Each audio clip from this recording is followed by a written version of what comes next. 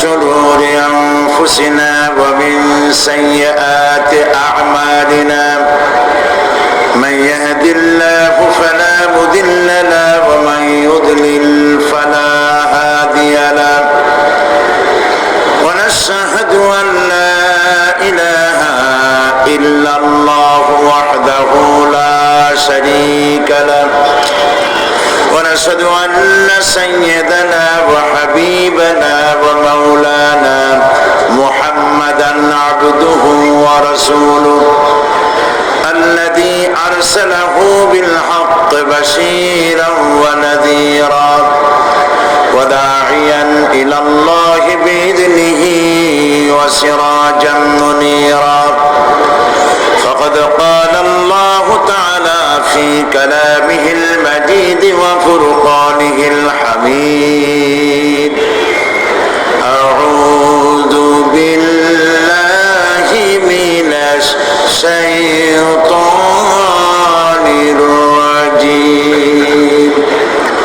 بسم الله الرحمن الرحيم إن الله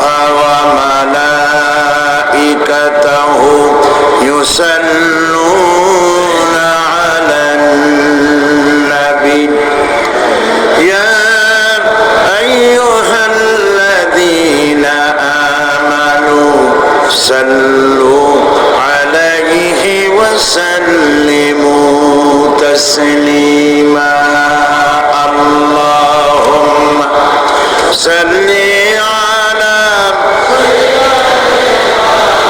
مولانا محمد وعلى آل سيدنا مولانا محمد প্রাণ খুলে মহব্বতের সাথে সকলে পড়ে আল্লাহুম্মা সাল্লি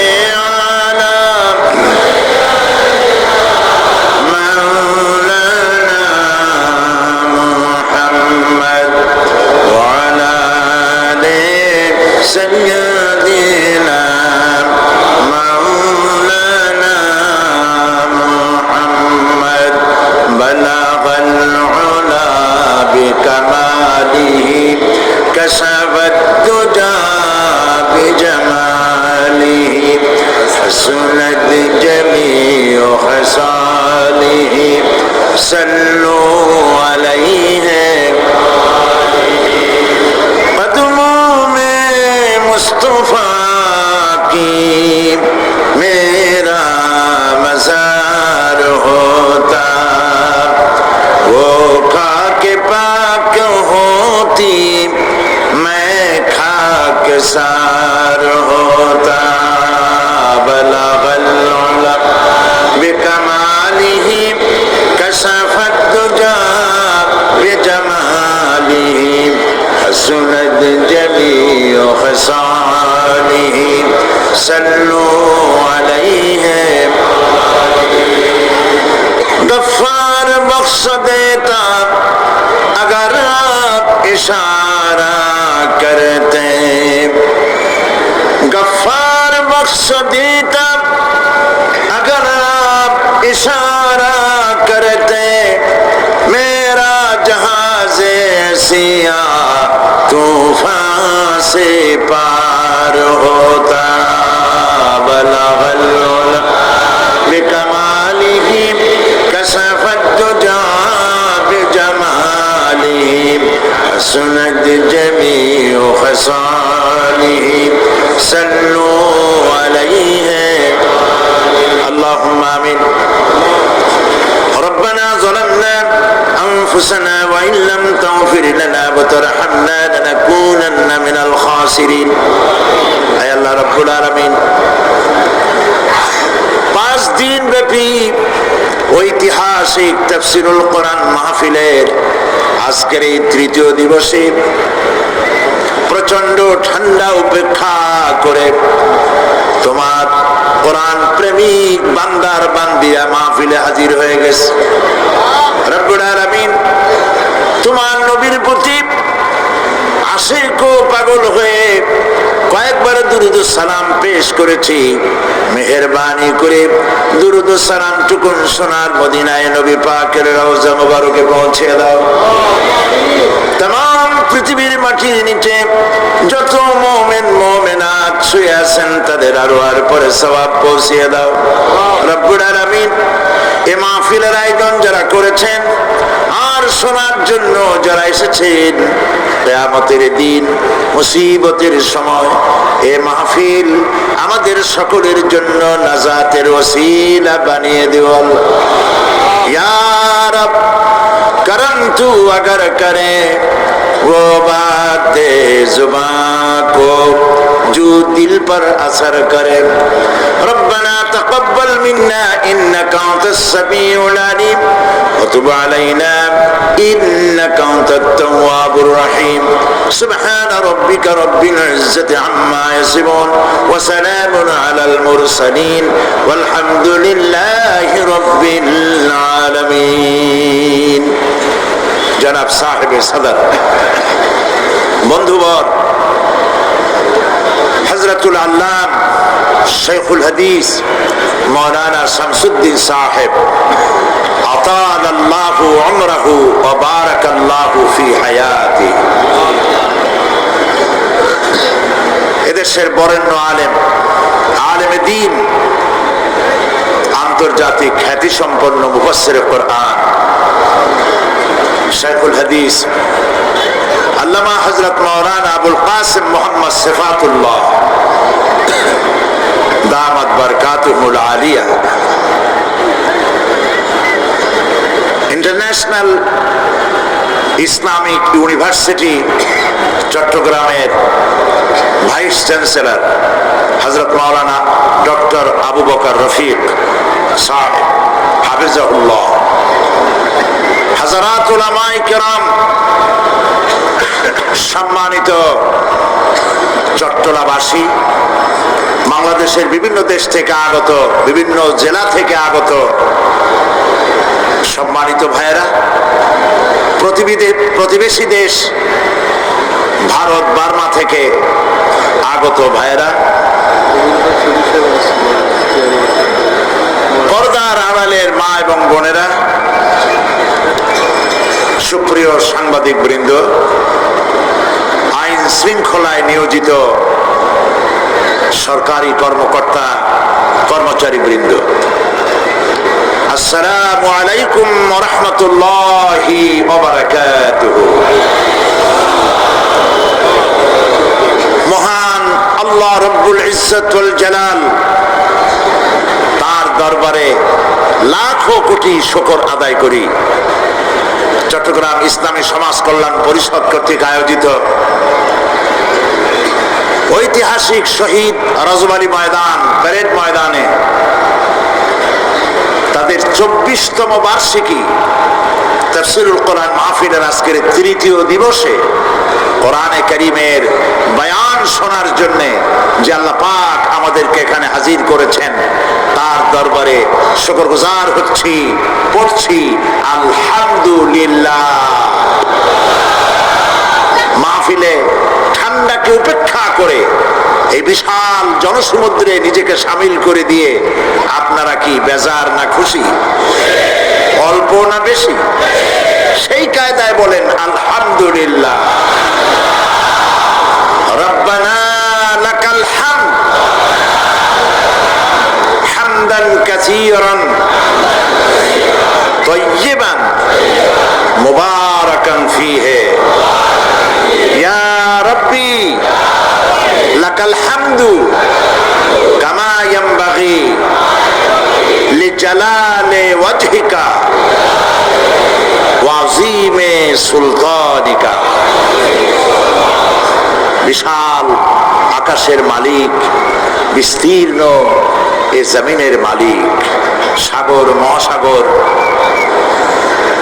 পাহাড় পর্বত, নদ নদী, মরুভূমি, সাগর নগর, কুল কায়নাতের মালিক আল্লাহ পাকের দরবারে বিনীতভাবে শুকরিয়া আদায় করে নিলাম। তা না হলে এই ঠান্ডা উপেক্ষা করে এ মাহফিলে আসা আদৌ সম্ভবপর ছিল না। ঠিক কিনা বলে? চেষ্টা করুক তো বাংলাদেশের রাজনৈতিক দলগুলি একত্রিত হয়ে এই রাতের বেলায় বিরিয়ানি খাওয়াবার নাম করিয়াও এই লোকগুলি একত্রিত করতে পারে কিনা। তা করতে গেলে লক্ষ লক্ষ টাকা খরচ করেও এত মানুষ পাওয়া সম্ভবপর হবে না। কারণ মানুষ খাওয়ার পাগল না, মানুষ পেটের খাদ্য দেওয়ার পাগল না, মানুষ রুহের খোরাক পাওয়ার জন্য পাগল। সেই রুহের খোরাকের নাম কোরআন। কোরআন কোরআন। দেহ তৈরি হয়েছে মাটি দিয়ে, দেহ তৈরি হয়েছে মাটি দিয়ে। আর দেহের খাদ্য আল্লাহ তৈরি করেছেন মাটিতে। কচু, কপি, শাক, সবজি, খাদ্যশস্য সব মাটির তৈরি। যেহেতু দেহ মাটির, খাদ্য মাটি।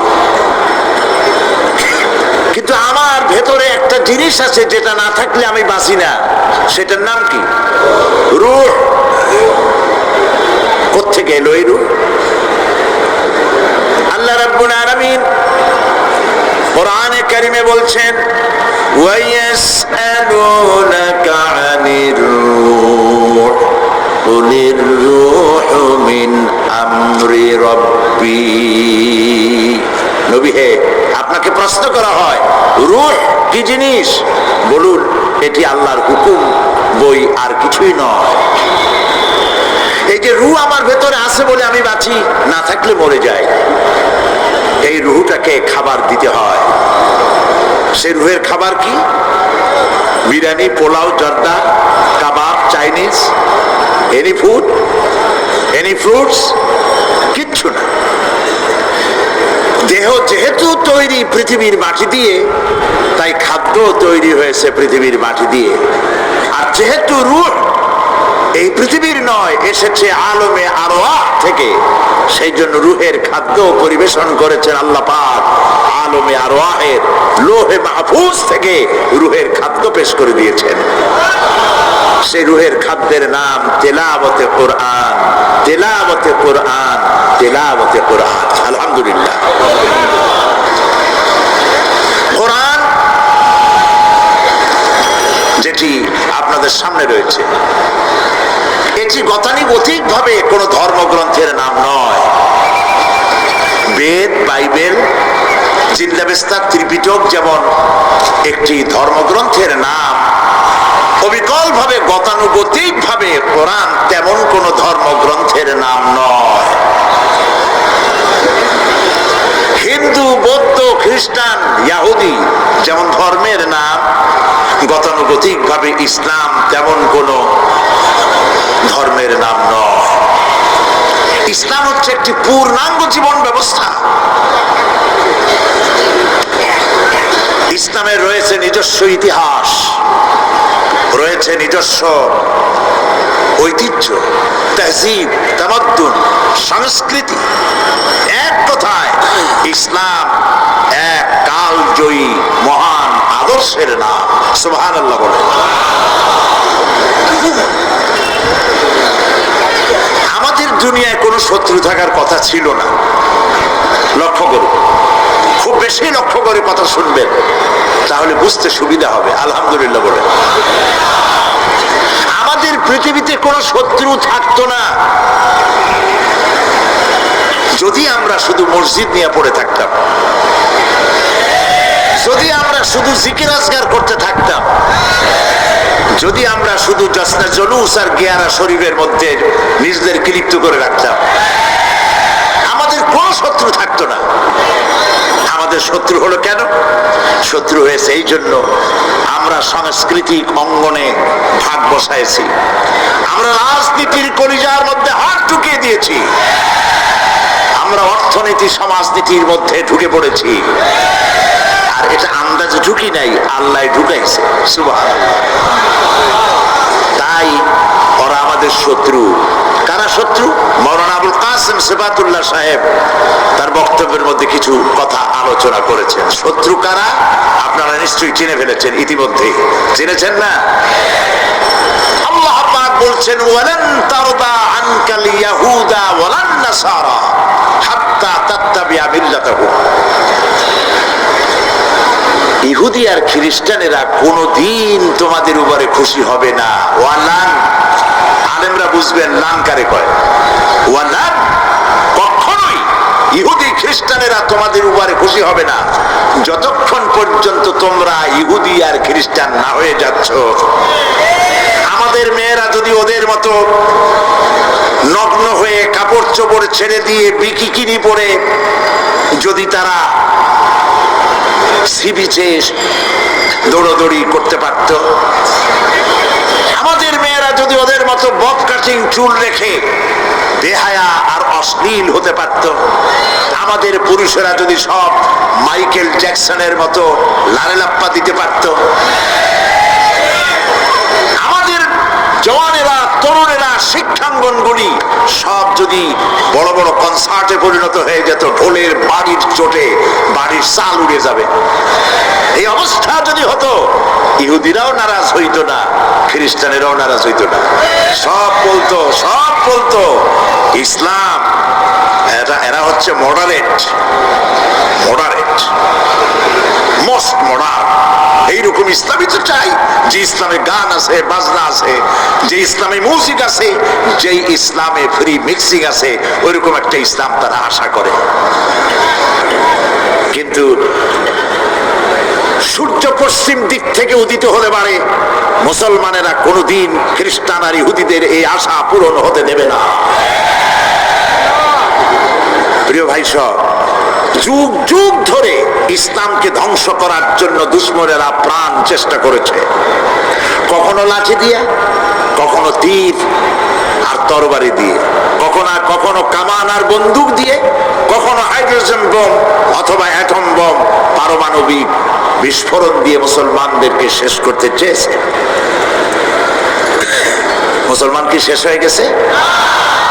সতীজা কর রহা হ্যায় আসল সে টাইম রোজ, সতীজা কর রহা হ্যায় আসল সে টাইম রোজ, চরাগে মুস্তফা বি সে শরারে বুলাবিস।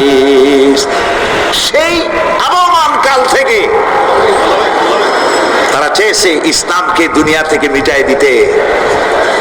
আবু জাহেল, আবুল হাবরা চেয়েছে ফু দিয়ে দ্বীনের নূরকে, ইসলামকে বিদায় করে দিতে, কিন্তু কেউ পারে নাই, ভবিষ্যতেও পারবে না। আদর্শ দিয়ে আদর্শের মোকাবেলা করতে চেয়েছে, ইসলাম কালজয়ী আদর্শ মোকাবেলা করতে চেয়েছে সমাজতন্ত্র দিয়ে, করতে চেয়েছে পুঁজিবাদ দিয়ে, করতে চেয়েছে ধর্মনিরপেক্ষ মতবাদ দিয়ে, করতে চেয়েছে নাস্তিক্যবাদ দিয়ে। কোনো বাদ দিয়েই ইসলামকে ঠেকানো সম্ভবপর হয় নাই। অতঃপর সমাজতন্ত্র আর কমিউনিজমের যখন পরাজয় ঘটল বিশ্বব্যাপী, তখন পৃথিবীর মানুষের গন্তব্য ছিল কেবলমাত্র ইসলাম, আর কোনো পথ ছিল না। ইসলাম ছাড়া আর তাদের কোনো গন্তব্য ছিল। সেই ইসলামের দিকে যাতে না আসতে পারে পৃথিবীর নির্যাতিত মানবতা, সেজন্য মুসলমানদের চির দুশ্মন ইহুদি আর খ্রিস্টানেরা সম্মিলিতভাবে তারা কামান, বন্দুক, অ্যাটম বোমার চাইতেও মারাত্মক এক অস্ত্র তারা তৈরি করলো। সেই অস্ত্রের নাম বলবো কি? কয়েকজনে বুঝেই ফেলেছে। সে অস্ত্রের নাম মিডিয়া। সে অস্ত্রের নাম, তাদের প্রচেষ্টায় গড়ে উঠল বিশ্বব্যাপী গুরুত্বপূর্ণ দুটো গণমাধ্যম। একটি হলো গ্লোবাল প্রিন্টিং মিডিয়া, আরেকটি হচ্ছে গ্লোবাল ইলেকট্রনিক মিডিয়া। বিশ্ববিখ্যাত সংবাদ সংস্থা রয়টার, এপি, এনা, এপি, সিনহুয়া, তাস, পিটিআই, ইউপিআই, যতগুলি নাম বললাম পৃথিবীর নাম করা সংবাদ সংস্থা, এর একটাও মুসলমানদের হাতে নাই। 80-র দশকে ইসলামিক নিউজ এজেন্সি নামে একটা নিউজ এজেন্সি তৈরি হয়েছিল জেদ্দায়। মুসলমানদের পক্ষে বলার জন্য। মাশাআল্লাহ, কয়েক বছর যাইতে না যাইতেই ইসলামিক নিউজ এজেন্সি অফাত পাইল, তার কুলখানি আর চল্লিশা সব শেষ হয়ে গেল। এখন বিশ্বের তাবৎ গণমাধ্যম ইহুদিরা কন্ট্রোল করছে। আর ইহুদিদের সম্পর্কে আল্লাহ পাক তো আমাদেরকে চিনায় দিয়েছেন কে তোমার বন্ধু, কে তোমার শত্রু।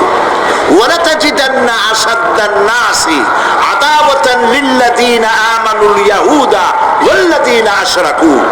আল্লাহ পাক বলছেন, হে নবী, হে নবী, গোটা পৃথিবীর বুকে মোমেনদের জন্য মানব গোষ্ঠীর ভেতরে দুটি সম্প্রদায়ের মতো জঘন্য মারাত্মক দুশ্মন আপনি আর পাবেন না। কে বলছেন? তার একটা হলো ইহুদি আর একটা হলো মুশরিক। এই ইহুদি আর মুশরিক তারা মিডিয়াকে হাতে নিল, তিলকে তাল বানাইলো। মিডিয়ার কাজই হচ্ছে তিলকে তাল বানানো আর তালকে অদৃশ্য করে দেওয়া। কথা বুঝতে পেরেছেন? এটাই হলো তাদের কাজ। এই মিডিয়ার মাধ্যমে বিশ্বের কোথাও কোনো বিস্ফোরণ হলে বলা হয় এটা করেছে কারা? বলেন, কারা করেছে? মুসলমান। এ ছিল প্রিন্টিং মিডিয়া। এর থেকেও মারাত্মক হচ্ছে ইলেকট্রনিক মিডিয়া, আরো মারাত্মক। সেটি হচ্ছে এই ইলেকট্রনিক মিডিয়ার মাধ্যমে এর প্রভাব এত ভয়াবহ, আকাশ সংস্কৃতির মধ্য দিয়ে তারা একচ্ছত্র তাণ্ডবে দুনিয়ার ইসলাম আর মুসলমানদেরকে লন্ড ভন্ড করে দিচ্ছে, অশ্লীলতার সয়লাব বইয়ে দিচ্ছে। মুসলিম বিশ্ব নিজ ঘরে অসহায় অসহায় হয়ে আজ বসে আছে। এসব মিডিয়াগুলির মধ্যে রয়েছে CNN, BBC, Star TV, Zee TV, DDI, ABCD, XYZ।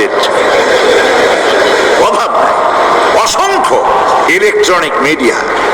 এই মিডিয়ার বদৌলতে ইসলামের জঘন্য দুশ্মনেরা কাশ্মীর, ফিলিস্তিন কিংবা চেচেন মুজাহিদদেরকে তারা উগ্রবাদী আর সন্ত্রাসী বলে দুনিয়ার সামনে মৌলবাদী বলে নিন্দিত করার জন্য প্রাণ চেষ্টা চালিয়ে যাচ্ছে।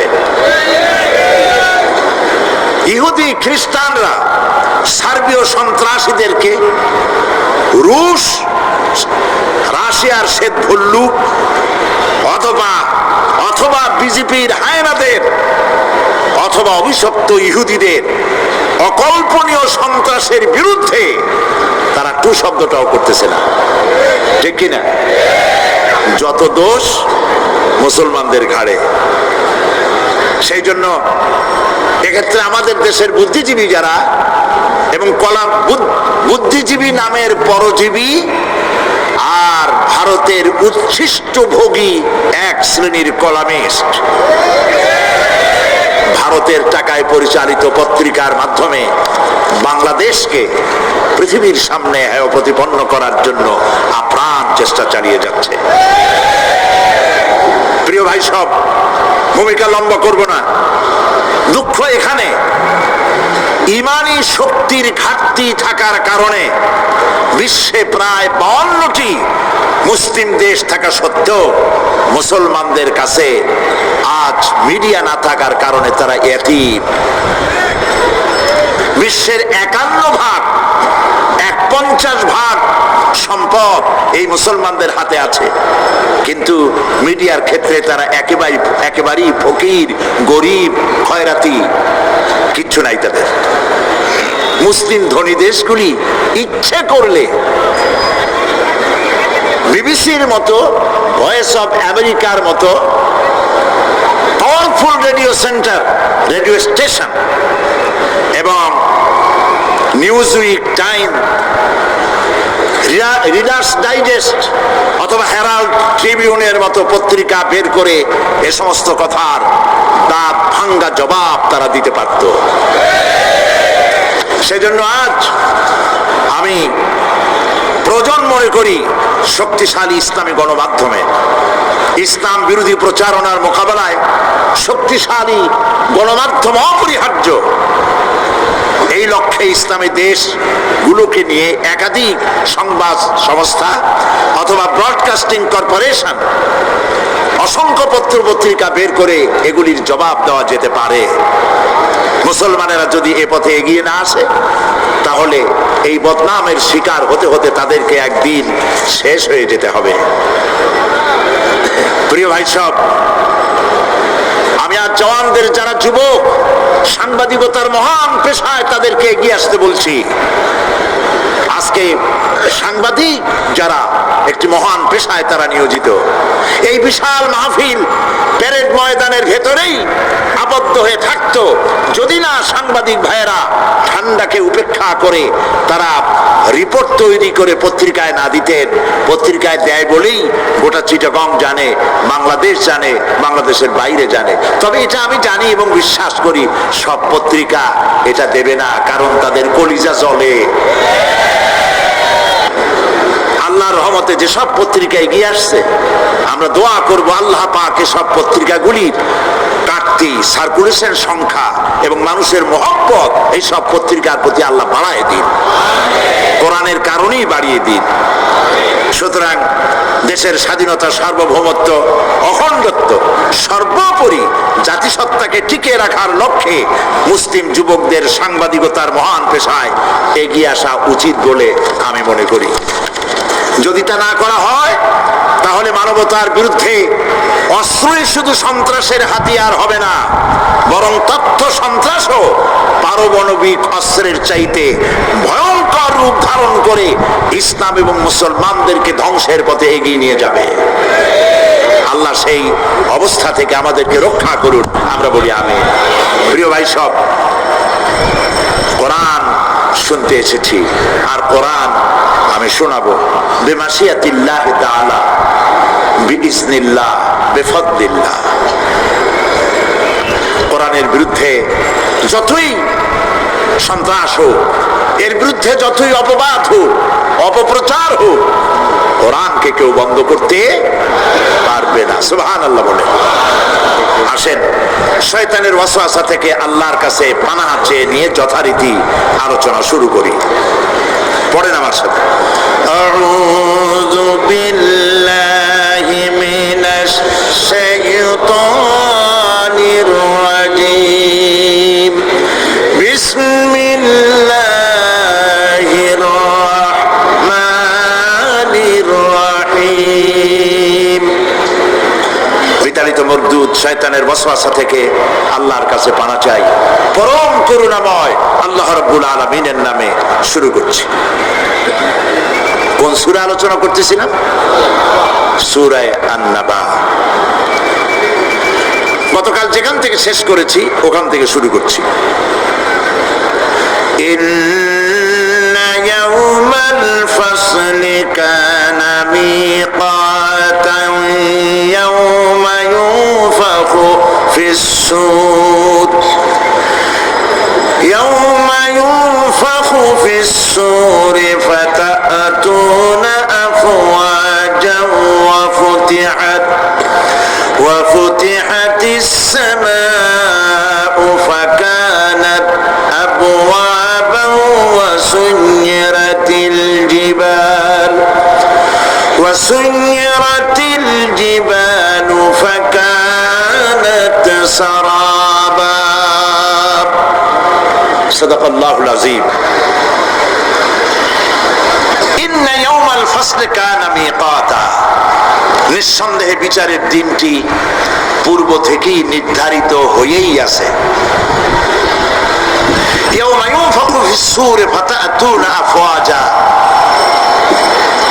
যেদিন সিংহায় ফুঁক দেওয়া হবে তখন তোমরা দলে দলে বেরিয়ে আসবে।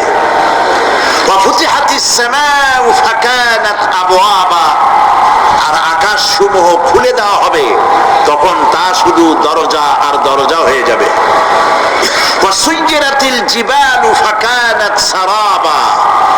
আর পাহাড় সমূহকে চালিয়ে দেওয়া হবে, ফলে তা মরীচিকায় পরিণত হয়ে যাবে। তেলাওয়াতকৃত আয়াতের এই হচ্ছে তর্জমা। আমি শুরুতেই বলেছিলাম সূরা নাবা হচ্ছে নবী করিম সাল্লাল্লাহু আলাইহি ওয়াসাল্লাম বলেছেন, কেউ যদি দুনিয়ায় বেঁচে থাকা অবস্থায় পরকালীন দৃশ্য চোখে দেখতে চায় সেজন্য সূরা আন-নাবা, সূরা আল-মুরসালাত, সূরা আন-নাজিআত, সূরা আল-ইনফিতার, সূরা আত-তাকবীর, এই সূরাগুলি যেন পড়ে, তাহলে কিয়ামতের দৃশ্য নিজ চোখে অবলোকন করতে পারবে। সুবহানাল্লাহ বলে। পরকালীন জীবন সম্পর্কে কোরআন যেসব যুক্তি পেশ করেছে তা হলো আল্লাহর এসব কিছুই বিচক্ষণতার বাইরে ছিল না, লক্ষ্যহীন এবং নিরর্থক নয়। আল্লাহ পাক বলছেন, আফাহাসিবতুম আন্নামা খালাকনাকুম আবাসা ওয়া আন্নাকুম ইলাইনা লা তুরজাউন।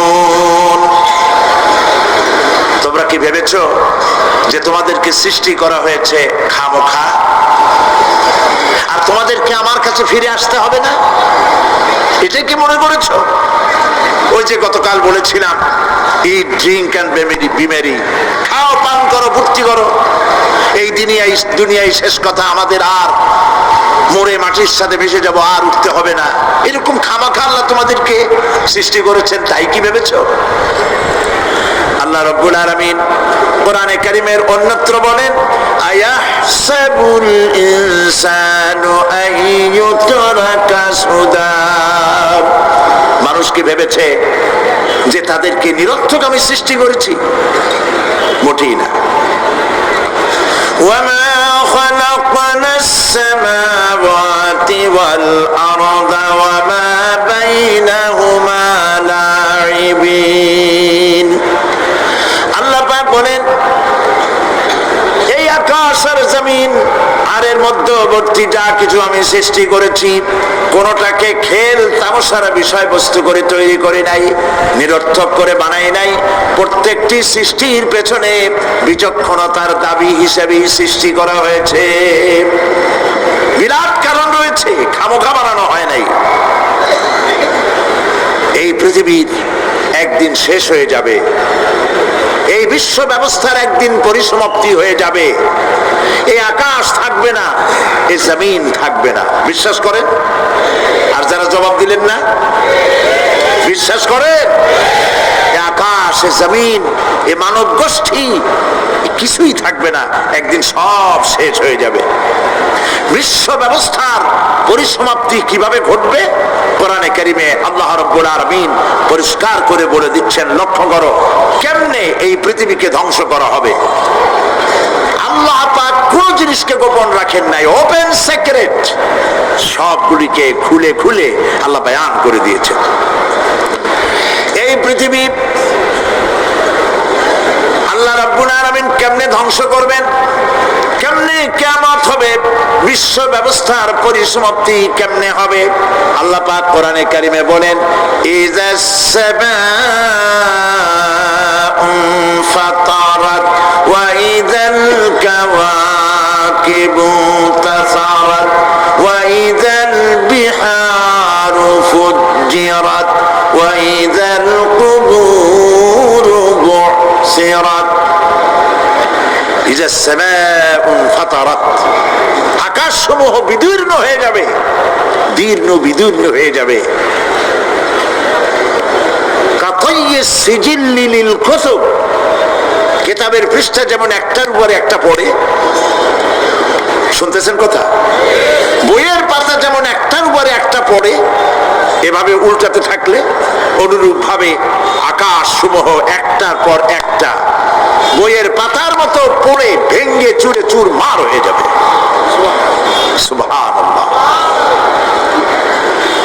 ওয়াইদাল কাওয়াকিবু তাসারাত, সমস্ত তারকাগুলি বিক্ষিপ্ত হয়ে পড়তে থাকবে। তারকা, আপনারা কি মনে করেন নাকি যে তারকাগুলি আতশবাজি যেমন ফুটকে ফুটকে উঠে, ওই রকম কতগুলি ছিটকে ছিটকে পড়বে, চোখে দেখা যাবে, মাটির সাথে কিছুই পড়বে না, এরকম মনে করেন নাকি? তারকা সম্পর্কে আপনাদের ধারণা কি?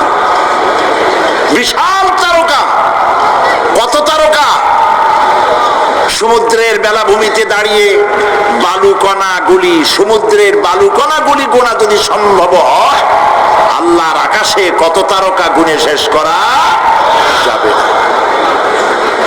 এ তারকা এতটুক নয়, যতটুক আপনি দেখেন বিশাল তারকা, যে সূর্য পৃথিবীর চাইতে 13 লক্ষ গুণ বড়, এরকম 1.5 থেকে 2 অথবা 3 কোটি সূর্য খাইয়া পেটের মধ্যে হজম করতে পারে এমন হাজার হাজার বিলিয়ন বিলিয়ন তারকা আল্লাহ পাক গ্যালাক্সির মধ্যে পয়দা করে রেখেছে।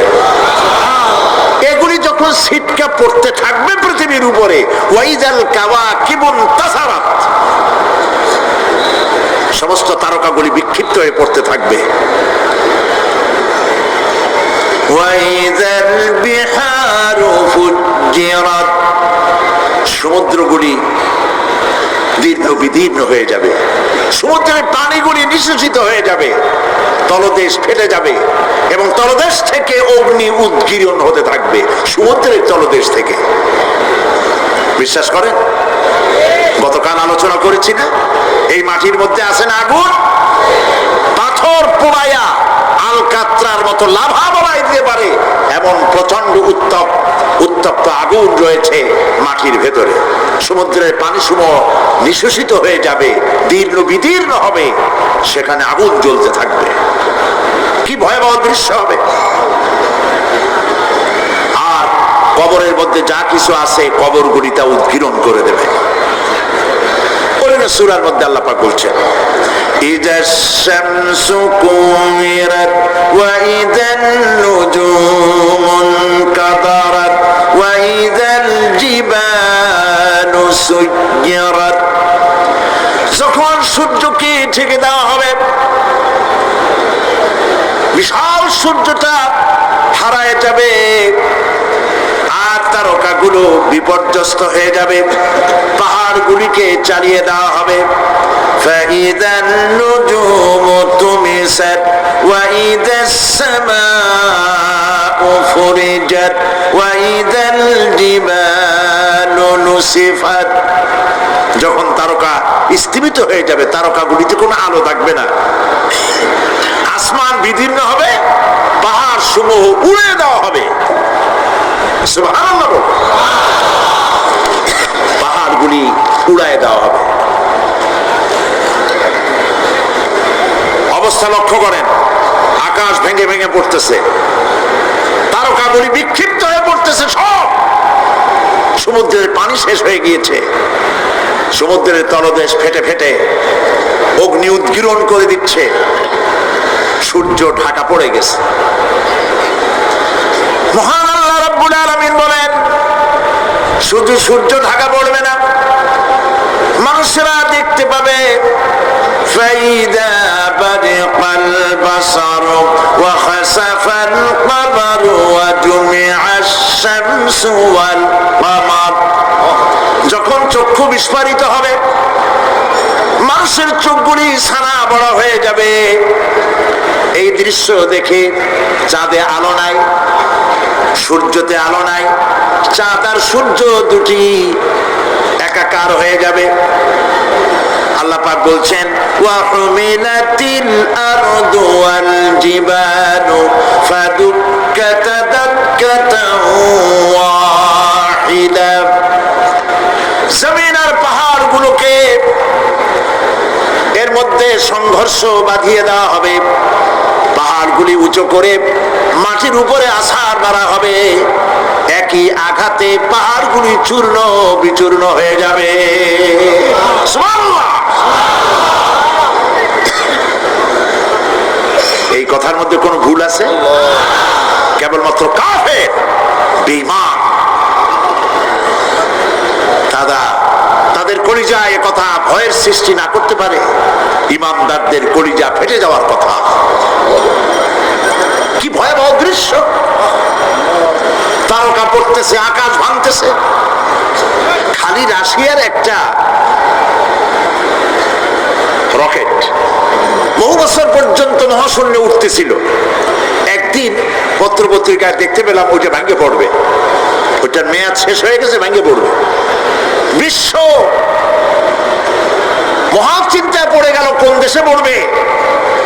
যদি কোনো দেশের উপরে পড়ে সে দেশ শেষ হয়ে যাবে। বিল্ডিং, মানুষ, স্থাপনা সব চূর্ণ বিচূর্ণ হয়ে যাবে, ভয়তে অস্থির।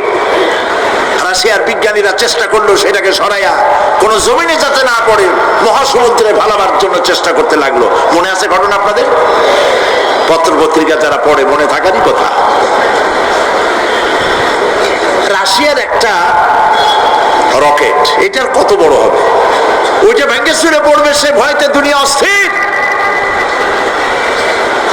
আর আল্লাহ পাক বলছেন এতে কোনো সন্দেহ নাই, আকাশ একটার পর একটা ভেঙে চুরে চুরমার হয়ে পড়তে থাকবে, তারকাসমূহ বিক্ষিপ্ত হয়ে পড়বে, দরিয়া দীর্ণ বিদীর্ণ হয়ে যাবে, চন্দ্র আর সূর্য ধাক্কা লেগে একাকার হয়ে যাবে, চাঁদে আলো নাই, সূর্যে আলো নাই, অন্ধকার এক বিভীষিকাময় পূর্ণ হয়ে যাবে গোটা বিশ্ব। পাহাড়গুলো উঁচু করে মাটির উপরে আছাড় করা হবে, এক ধাক্কায় পাহাড়গুলো ভেঙে চুরে চুরমার হয়ে যাবে। সুবহানাল্লাহ।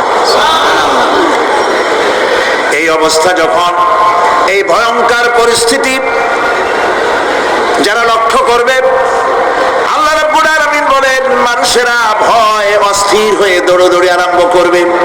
ইয়াকুলুল ইনসানু ইয়াউমাইদিন আইনাল মাফার। মানুষেরা পাগলের মতো শুধু দৌড়াদৌড়ি করবে আর বলবে পালাবো কোথায়, ভাগবো কোথায়, কোথায় যাব।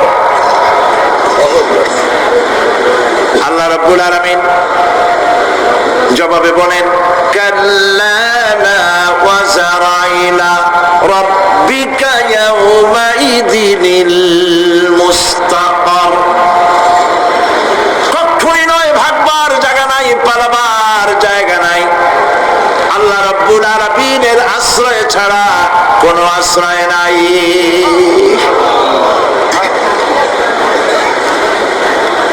এই বিভীষিকাময় দৃশ্য হয়ে যাবে, সব মরে যাবে, কেউ বাঁচবে না। মালাকুল মউতকে আল্লাহ পাক জিজ্ঞেস করবেন কে এখন বেঁচে আছে আর কারা বেঁচে আছে। তিনি বলবেন হযরতে জিবরাইল, হযরতে মিকাইল, হযরতে ইসরাফিল। আল্লাহ পাক নির্দেশ করবেন এদের জান কবজ করো। ইসরাফিল, মিকাইল জান কবজ হবে। হযরতে জিবরাইল আমিন শাদীদুল কুওয়া, প্রচন্ড ক্ষমতা আল্লাহ তাকে দান করেছেন, সুবহানাল্লাহ বলে। দুনিয়ার সব নবীদের কাছে বাণী বহন করে নিয়ে আসছেন পূর্ণ অথেন্টিসিটির সাথে, সুবহানাল্লাহ। আল্লাহ পাক যাকে বলেছেন রূহুল আমিন।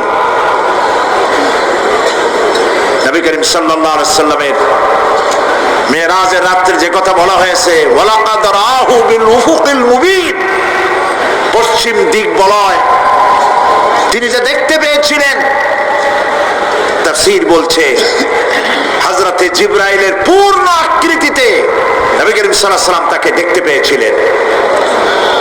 হযরতে জিবরাইল যখন দুনিয়া আসেন, কোন কোন কিতাবে লেখা হয়েছে 600 ডানা আছে, তা দুই ঝাপটায় আকাশ থেকে জমিনে চলে আসেন, সুবহানাল্লাহ। হযরতে জিবরাইলকে আল্লাহ পাক বলবেন তাকে মওত দাও, হযরতে জিবরাইল বিদায় হয়ে যাবে।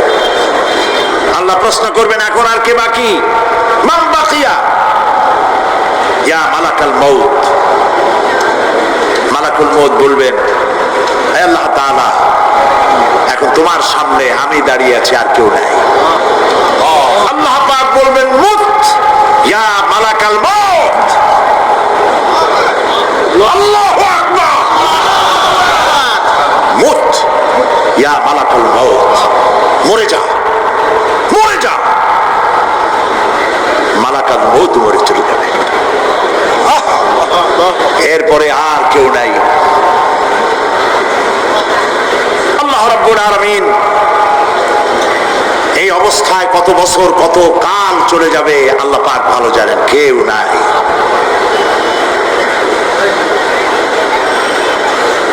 আজকের রাজত্ব কার? আল্লাহ প্রশ্ন করবেন, আজকের রাজত্ব কার? আল্লাহ পাক আওয়াজ দিবেন, বলবেন আজকের রাজত্ব কার? কোন জবাব নাই, আকাশের নাই, জমিনের নাই, আকাশও তো নাই, কারো কোনো জবাব নাই। আল্লাহ পাক বলবেন লিল্লাহি ওয়াহিদুল কাহ্হার, আজ একমাত্র রাজত্ব হচ্ছে পরাক্রমশালী আল্লাহ রাব্বুল আলামিনের। আল্লাহ পাক বলবেন ইয়া দুনিয়া আইনা সুজারুকি, হে পৃথিবী তোর গাছগুলা কই? ইয়া দুনিয়া আইনা জিবালুকি, হে পৃথিবী তোর পাহাড়গুলা কই? আইনাল জব্বারিন, স্বৈরাচারেরা কোথায়? কারো কোনো জবাব হবে না। আল্লাহ পাক এরপরে আবার মানুষগুলিকে চিন্তা করবে, সুবহানাল্লাহ, ওয়াইজাল কুবুরু বু'সিরাত, যা কিছু মাটির মধ্যে লুকায়িত ছিল সবগুলি আল্লাহ পাক বের করে নিয়ে আসবেন। হাসরের ময়দান হবে, উপস্থিত হবে সমস্ত মানুষ, কেউ পলায় থাকতে পারবে না কোথাও। কুমিরে যারে খাইছে, বাঘে যারে খেয়েছে, আগুনে যারে পোড়াইছে, পানিতে যে পৌঁছে গেছে, পোকামাকড়ে যারা খেয়েছে, কোনো পথ নাই। সবাই আল্লাহর দরবারে উঠবে, পায়ে জুতা নাই, মাথায় কাপড় নাই, পরনে কোনো কাপড় চোপড় নাই, উলঙ্গ উলাঙ্গিনী। উম্মুল মুমিনিন হযরতে আয়েশা সিদ্দিকা রাদিয়াল্লাহু তাআলা আনহা, নবী করিম সাল্লাল্লাহু আলাইহি ওয়াসাল্লামের জবান মোবারকে এটা শুনে কেঁদে ফেললেন, বললেন ইয়া রাসূলুল্লাহ, আমারও কি সেই অবস্থা হবে? তিনি বললেন হ্যাঁ। উম্মুল মুমিনিন বললেন ইয়া রাসূলুল্লাহ, তখন কি আমার শরম হবে না? আল্লাহর নবী বললেন, কিয়ামতের এই বিভীষিকাময় দৃশ্য দেখে মানুষ মানুষের দিকে তাকাবার কোনো হুঁশ থাকবে না। সব মানুষ উপরের দিকে তাকায় থাকবে, নিচে তাকাবার কারো কোনো ক্ষমতা থাকবে না। মানুষ অস্থির হয়ে যাবে। সেই হাসরের ময়দান বিচারক আল্লাহ রাব্বুল আলামিন প্রত্যেকটি মানুষকে তার কৃতকর্মের জন্য হিসাব দিতে হবে। আল্লাহ রাব্বুল আলামিন বলেন, পরকালীন জীবনের ব্যবস্থাপনাটা কেমনে হবে শোনো। ইন্নাস সামআ ওয়াল বাসারা ওয়াল ফুআদা কুল্লু উলাইকা কানা আনহু মাসউলা। কিয়ামতের দিন প্রত্যেকটি মানুষকে তার শ্রবণ সম্পর্কে, তার দৃষ্টি সম্পর্কে, আর অন্তঃকরণের কল্পনা সম্পর্কে প্রত্যেকটি ব্যাপারে আল্লাহ পাক জিজ্ঞাসা করবে। কান দিয়েছিলাম, কি শুনেছো? যা শুনছো তা আমল করেছো কিনা? আমার নিষেধ করা জিনিসগুলি শুনছো নাকি? কানের জবাব দিতে হবে। কান আল্লাহ পাক দিয়েছেন, সুবহানাল্লাহ, আল্লাহ পাক দিয়েছেন কান। এই কান দুটো যার নাই, কান আছে শুনতে পায় না, কত বড় কষ্টে আছে সে। মানুষে চিল্লায় কথা কয়, সে বুঝেই না, আছে না এমন? এই কানের সম্পর্কে প্রশ্ন করা হবে, শ্রবণ সম্পর্কে, দর্শন সম্পর্কে প্রশ্ন করা হবে। যা দেখতে নিষেধ করেছি সেগুলো দেখছো নাকি? এর শুকরিয়া আদায় করেছো নাকি? দুটি চোখ, এর শুকর আদায় করা কি সম্ভব ভাই? আদায় করা সম্ভব? এই দুটি চোখ যদি না থাকতো, আমার গর্ভধারিণী মাকে দেখতে পারতাম না। এই সুন্দর চোখ দুটি যদি আল্লাহ না দিতেন, আল্লাহর এই সুন্দর সৃষ্টি দেখা থেকে বঞ্চিত হয়ে যেতাম। আল্লাহকে বলি, মনিব, হে বিশাল আকাশের মালিক, তুমি দয়া করে না চাইতে আমাদের শরীরে যা দিছো নিয়ামত, মৃত্যুর আগে ছিনায় নিও না। দুটি চোখের শকর আদায় করতে পারবো না। চোখের মধ্যে পানি আছে, কান্নার পানি না, সবসময় চোখে পানি আছে। চোখে আমরা পলক দেই না? কত কুদরত আল্লাহ পাকের। এই পৃথিবীতে দিনে রাতে অসংখ্য পলুয়েশন, রোগ জীবাণু সমানে উঠতেছে। এখন যদি মাইক্রোস্কোপ যন্ত্র এখানে থাকতো তাহলে দেখতেন এই পরিবেশটা কত দূষিত, কত পলুয়েশন, কত জাম। এগুলি নাকের মধ্যে দিয়ে পেটে যাচ্ছে, চোখের মধ্যে ঢুকতেছে। ক্রমাগত চোখের ভিতরে ধুলাবালি ঢুকবে, আর পরিষ্কারের কোনো ব্যবস্থা যদি না করা হয় চোখের দৃষ্টি নষ্ট হয়ে যেতে পারে। এই জন্য আল্লাহ রাব্বুল আলামিন চোখের ভিতরে মেডিসিন রূপী এক প্রকারের পানি রেখেছেন, আর অটোমেটিক চোখের পাতা ওঠানামা করে প্রতি মুহূর্তে চোখকে ক্লিন করে দিতেছে। এই চোখ সম্পর্কে আল্লাহ রাব্বুল আলামিন প্রশ্ন করবেন, অন্তঃকরণ সম্পর্কে প্রশ্ন করবেন। জবাব দেওয়া সেদিন বড়ই কঠিন হয়ে যাবে। এই জন্য আল্লাহ রাব্বুল আলামিন দুনিয়াবাসীকে সতর্ক করে দিচ্ছেন। তিনি আরো বলছেন, ওয়ালাকাদ খালাকনাল ইনসানা ওয়া না'লামু মা তুওয়াসবিসু বিহি নাফসু ওয়া নাহনু আকরাবু ইলাইহি মিন হাবলিল ওয়ারিদ। মানুষ সৃষ্টি করেছি আমি, তার অন্তঃকরণে কি চিন্তা হয়, কি কল্পনা হয় তাও জানি আমি। আর আমি আমার বান্দার যেই সাহারাকের উপরে মাথাটা খাড়া আছে, এই রোগের চাইতেও আমি বান্দার বেশি নিকটে। আল্লাহ পাক গোপন রাখেন নাই, বলে দিচ্ছেন আমি কিন্তু এখানে আছি। সুবহানাল্লাহ। আচ্ছা বলেন তো আল্লাহ কোথায় আছেন? এটি একটি মুশকিলের প্রশ্ন। সাধারণত লোকেরা বলে আল্লাহ সব জায়গায় আছে। এই কথা, এই জবাব সঠিক নয়। আকীদা সাফ হতে হবে। আল্লাহ সব জায়গায় আছে এই কথা সঠিক নয়। যদি আল্লাহ সব জায়গায় থাকেন তাহলে দুনিয়ার সব জায়গা ভালো না, কিছু কিছু খারাপ আছে। তাহলে খারাপ জায়গাও থাকতে হয়। নাউযুবিল্লাহ বলে। আল্লাহ কোথায় আছে এই প্রশ্ন আল্লাহরই করি। সওয়ালে মুকাদ্দারের জবাব, পৃথিবীর মানুষ আল্লাহকে প্রশ্ন করবে তুমি কোথায় আছো। রব্বুল আলামিন প্রশ্ন করার আগে জবাব দিয়ে দিয়েছেন, আর রাহমানু আলাল আরশি ইস্তাওয়া। আল্লাহ পাক আরশে আজিমে আছেন। কোথায় আছেন বলে? এক আঙ্গুল আকাশের দিকে উঁচু করে বলেন আল্লাহ কোথায় আছেন? আরশে আজিমে আছেন। সুবহানাল্লাহ। তবে আরশে আজিমে আছেন যে অবস্থা এমন নয় যে তিনি সাংঘাতিক রকমের কুয়াশার কারণে বাংলাদেশে কি হইতেছে তা দেখতে পান না। সে আল্লাহ রাব্বুল আলামিন সব কথা পরিষ্কার করে বলেছেন, আমি তোমার ঘাড়ের কাছে। তার মানে আল্লাহর ইলম, তার নজর, তার সামা এবং তার বাসার, তার দেখা, তার শোনা, তার ইলম সবটা আমাকে ঘিরে আছে, আমি তার বাইরে নাই। আল্লাহ মানুষকে সতর্ক করতেছেন, মা ইয়ালফিযু মিন কাওলিন ইল্লা লাদাইহি রাকীবুন আতীদ। মানুষ এমন কোন কথা বলে না যা আমার ফেরেশতারা রেকর্ড করে না রাখে।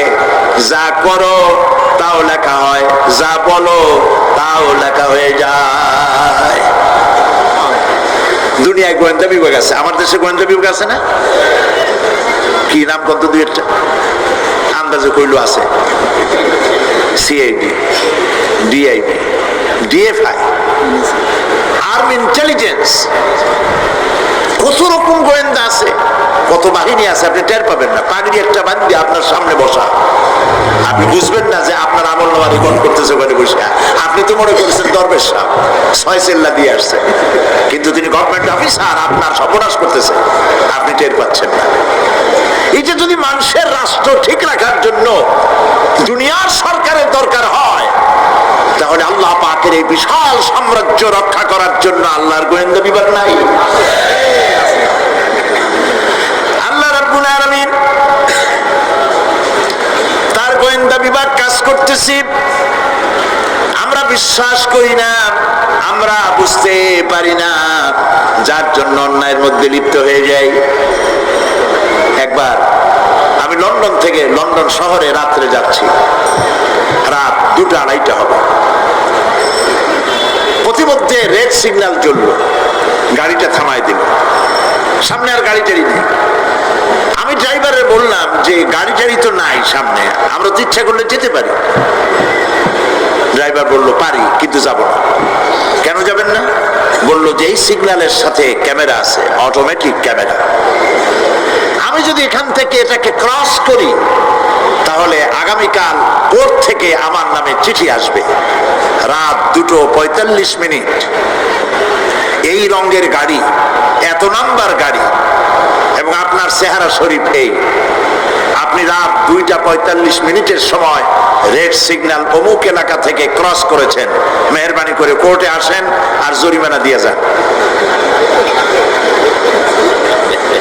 এই লোকটি এইখানে ক্যামেরা আছে, এটা চোখে দেখছে, সেই জন্য বিশ্বাস করলো। কিন্তু এই ক্যামেরায় স্ন্যাপ নেওয়ার জন্য কোনো ক্যামেরা ম্যান নাই, অথচ গাড়ি ক্রস করলেই, ওভার স্পিড করলেই ছবি তুলে ফেলবে। এই বুদ্ধিটা কে দিছেন? যিনি এই বুদ্ধিটা দিলেন, তার কাছে এমন কোন বুদ্ধি নাই যে আপনার আমার অনবরত অটোমেটিক ক্যামেরা দিয়ে জীবনের সব কিছু আমাদের ধরে রাখে, এরকম কোন ক্যামেরা থাকতে পারে না, পারে কিনা? কিন্তু আমাদের কপাল খারাপ। ওই যে সিগারেটের প্যাকেটে লেখা আছে সংবিধিবদ্ধ সতর্কীকরণ, ধূমপান স্বাস্থ্যের জন্য ক্ষতিকর। প্যাকেটে লেখা আছে, হাতের মুঠায় ধরিয়া সিগারেট ধরে টান মারিয়া উপরে ফু দিয়া তাকায় দেখে ফু যায় কদ্দুর। ওইখানে ক্যামেরার সাথে কোন মানুষ নাই, ক্যামেরা আছে তাই বিশ্বাস করে, কিন্তু আল্লাহর ক্যামেরাগুলি চোখে দেখে না। ওখানে যেমন রেড বর্ডার আছে, আল্লাহ রাব্বুল আলামিন জীবনের প্রত্যেকটি মোড়ে মোড়ে রেড বর্ডার লাগায় দিয়েছেন। জেনা করো না, একটি রেড সিগন্যাল। মদ পান করো না, আরেকটি রেড সিগন্যাল। মিথ্যা কথা বলো না, আরেকটি রেড সিগন্যাল। অহংকার করো না, আরেকটি রেড সিগন্যাল। বউকে বেপরদা করো না, আরেকটি রেড সিগন্যাল। সুদ খেও না, ঘুষ খেও না, আরেকটি রেড সিগন্যাল। অসংখ্য রেড সিগন্যাল দিয়ে আল্লাহ পাক বলছেন তিলকা হুদুদুল্লাহ, এই হচ্ছে আল্লাহর বর্ডার, ফালা তাতাদুহা, অতএব আল্লাহর বর্ডারকে ক্রস করো না। কে নিষেধ করেছেন? কে নিষেধ করেছেন? মানুষেরা বিশ্বাস করে না। আল্লাহ রাব্বুল আলামিন কোরআনে কারীমের মধ্যে বলছেন ইয়ালামু খায়িনাতাল আ'য়ুনি ওয়া মা তুখফিস সুদূর। তোমার কথাগুলি রেকর্ড হয়, তোমার কাজগুলি রেকর্ড হয়, এমনকি তোমার মনের ভিতরে যে কল্পনা হয় সেগুলো রেকর্ড হয়। আর চোখে কি লুকোচুরি খেলে আল্লাহ তাও জানতে পারে। সানগ্লাস পরে চোখের ফাঁক দিয়া কারে দেখো, কেউ টের পায় না। টের পায় কে? জোরে বলেন আল্লাহ। মহান আল্লাহ রাব্বুল আলামিন বলেন, কোন গুনার কাজ করে, কোন সামান্যতম গুনার কাজ করেও এড়াতে পারবে না, এবং সামান্যতম ভালো কাজ করলেও তার থেকে পুরস্কার থেকে মাহরুম হবে না। আল্লাহ পাক বলেন ওয়া ইন কানা মিসকালা হাববাতিন মিন খারদালিন আতাইনা বিহা ওয়া কাফা বিনা হাসিবিন। একটি সরিষা পরিমাণ আমলকেও আল্লাহ পাক কিয়ামতে হাজির করবেন। হিসাব নেওয়ার জন্য আল্লাহ পাক বলেন আমি যথেষ্ট। সুবহানাল্লাহ। হিসাব নেওয়ার জন্য আল্লাহ পাক যথেষ্ট। হযরত ওমর রাদিয়াল্লাহু তাআলা আনহু আমিরুল মুমিনিন খলিফাতুল মুসলিমিন হযরত ওমর ইবনুল খাত্তাব বলেন রাদিয়াল্লাহু তাআলা আনহু। সুবহানাল্লাহ। কোথা থেকে আল্লাহ কোথায় নিয়ে গেছেন? নবীর হত্যা করতে আসছিলেন আর আল্লাহ তারে কোথায় নিয়ে গেছেন? সুবহানাল্লাহ। নবীজি বলেছেন লা নবিয়্যা বাদি ওয়ালা রাসূলা, আমার পরে নবী হবে না, রাসূল হবে না। যদি কেউ নবী বা রাসূল হইতো, কে হইতো? ওমরে আল্লাহ নবী বানাই দিতেন। সুবহানাল্লাহ। সেই ওমরের কতটুকু জানি আমরা? অনেক কিছুই জানি না। খালি ইসলাম কবুল করছিল কেমনে এই ঘটনা ছাড়া অনেক আলেমরাও জানেন না, ইল্লা মাশাআল্লাহ। যারা পড়াশোনা করেন তারা জানেন। ইখওয়ানুল মুসলিমিনের ইখওয়ানুল মুসলিমুন এর ওস্তাদ, এর মুর্শিদ ওমর তিলমিসানি রাহমাতুল্লাহ আলাইহি, তিনি হযরত ওমরের এক জীবনী লিখেছেন। জীবনীর নাম হলো শহীদ মেহরাব ওমর ইবনুল খাত্তাব। কি বলেন, দারুণ নাম না? খুব সুন্দর নাম, শহীদ মেহরাব ওমর ইবনুল খাত্তাব রাদিয়াল্লাহু তাআলা আনহু। মেহরাবের মধ্যে তিনি শহীদ হয়েছিলেন। এটি আরবি বই, আরবির থেকে উর্দু হয়েছে। এটি বাংলায় ছিল না, আল্লাহর মেহেরবানি এটা বাংলাও হয়ে গেছে, আলহামদুলিল্লাহ বলে। শহীদ মেহরাব ওমর ইবনুল খাত্তাব, আল কোরআন একাডেমি, লন্ডন। হযরত ওমর রাদিয়াল্লাহু তাআলা আনহুর এই বহুল বিশাল জীবনী গ্রন্থ বের করে বাংলা ভাষীদেরকে কৃতজ্ঞতা পাশে আবদ্ধ করেছে, আলহামদুলিল্লাহ বলে। আপনারা কিনবেন, এখানে লাইব্রেরির সমূহতে এসে গেছে, কিনবেন, হযরত ওমর সম্পর্কে জানবেন। হযরত ওমর রাদিয়াল্লাহু তাআলা আনহু অন্ধকার রাত্রে একদিকে যাচ্ছিলেন, পেছনে কিছু লোক ছিল। হঠাৎ করে তিনি প্রশ্ন করলেন, আচ্ছা তোমাদের মধ্যে কেউ কি বলতে পারো কোরআনে কারীমের মধ্যে সব থেকে হতাশা ব্যঞ্জক আয়াত কোনটি? অন্ধকারের ভেতরে একজনে জবাব দিলেন, ফামান ইয়ামাল মিসকালা যাররাতিন খায়রান ইয়ারা ওয়া মান ইয়ামাল মিসকালা যাররাতিন শাররান ইয়ারা। এর অর্থ হলো, যদি কেউ যারা পরিমাণ সরিষা পরিমাণ ভালো কাজ করে কিয়ামতে সেটা দেখতে পাবে, আর যদি সামান্য সরিষা পরিমাণ গুনার কাজও করে, খারাপ কাজ করে, সেটা দেখতে পাবে। এই আয়াতটি যখন নাজিল হয়, সূরা যখন নাজিল হয়, হযরতে আবু সাঈদ খুদরি রাদিয়াল্লাহু তাআলা আনহু তিনি রাসূলুল্লাহকে প্রশ্ন করলেন, ইয়া রাসূলুল্লাহ, আল্লাহ যে আয়াত নাজিল করলেন কিয়ামতের দিন আমি কি আমার এমন কি ছোট্ট পাবো কি দেখতে পাবো? আল্লাহর নবী বললেন, আল্লাহ বলেছেন অবশ্যই দেখতে পাবা। হযরত আবু সাঈদ খুদরি রাদিয়াল্লাহু তাআলা আনহু চিৎকার করে কেঁদে উঠলেন, বললেন তাহলে তো আমি মরেই যাব।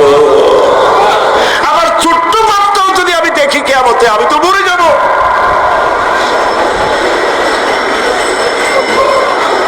হযরত ওমর রাদিয়াল্লাহু তাআলা আনহু অন্ধকারের ভিতরে হাঁটতেছেন আর কাঁদতেছেন, হাঁটতেছেন আর কাঁদতেছেন।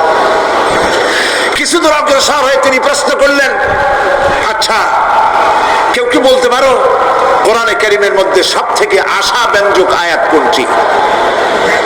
পেছন থেকে অন্ধকারের ভেতর থেকে আওয়াজ এলো, লা তাকনাতু মির রাহমাতিল্লাহ। আল্লাহর রহমত থেকে, দয়া থেকে নিরাশ হয়ে যেও না, হতাশ হয়ে যেও না। হযরত ওমর কাঁদতে কাঁদতে জিজ্ঞেস করলেন, তোমাদের মধ্যে আব্দুল্লাহ ইবনে মাসউদ আছে নাকি? হযরত আব্দুল্লাহ ইবনে মাসউদ বললেন, আমি তো বললাম, আমি জবাব দিলাম। সুবহানাল্লাহ। রাইসুল মুফাসসিরিন হযরত আব্দুল্লাহ ইবনে মাসউদ রাদিয়াল্লাহু তাআলা আনহু, তার পা খুব ছোট ছিল। হাদিস শরীফে এসেছে সাহাবীরা তার পা দেখে একটু মুস্কি মুস্কি হাঁটতেছিল, এত ছোট পা। নবী করিম সাল্লাল্লাহু আলাইহি ওয়াসাল্লাম বললেন, আব্দুল্লাহ ইবনে মাসউদের পা ছোট দেখে হেসো না, কিয়ামতের দিন আব্দুল্লাহ ইবনে মাসউদের ছোট্ট পাটা উহুদ পাহাড়ের চাইতে ওজন বেশি হয়ে যাবে। সুবহানাল্লাহ, সুবহান। প্রিয় ভাই সব, এই হচ্ছে নবী করিম সাল্লাল্লাহু আলাইহি ওয়াসাল্লাম। তিনি মানুষের সামনে এসব কথাগুলি পরিষ্কার করে বলে দিয়েছেন। সেদিন কোনো উপায় থাকবে না, সেই কিয়ামতের মাঠ। واتقوا يوما لا تجزي نفس عن نفس شيئا ولا يقبل منها شفاعة ولا يؤخذ منها عدل ولا هم ينصرون। সেদিন কেউ কারো সাহায্যে এগিয়ে আসবে না। প্রিয় ভাই সব, অসহায়, এর ইংরেজি হচ্ছে হেল্পলেস। সেদিন গত শুক্রবার এক পুলিশ সমাবেশে আমার জুমার খুতবা ছিল, কয়েক হাজার পুলিশ ছিল সেখানে। আমি আলোচনার মধ্যে এই আলোচনাটা সেখানে আসলো।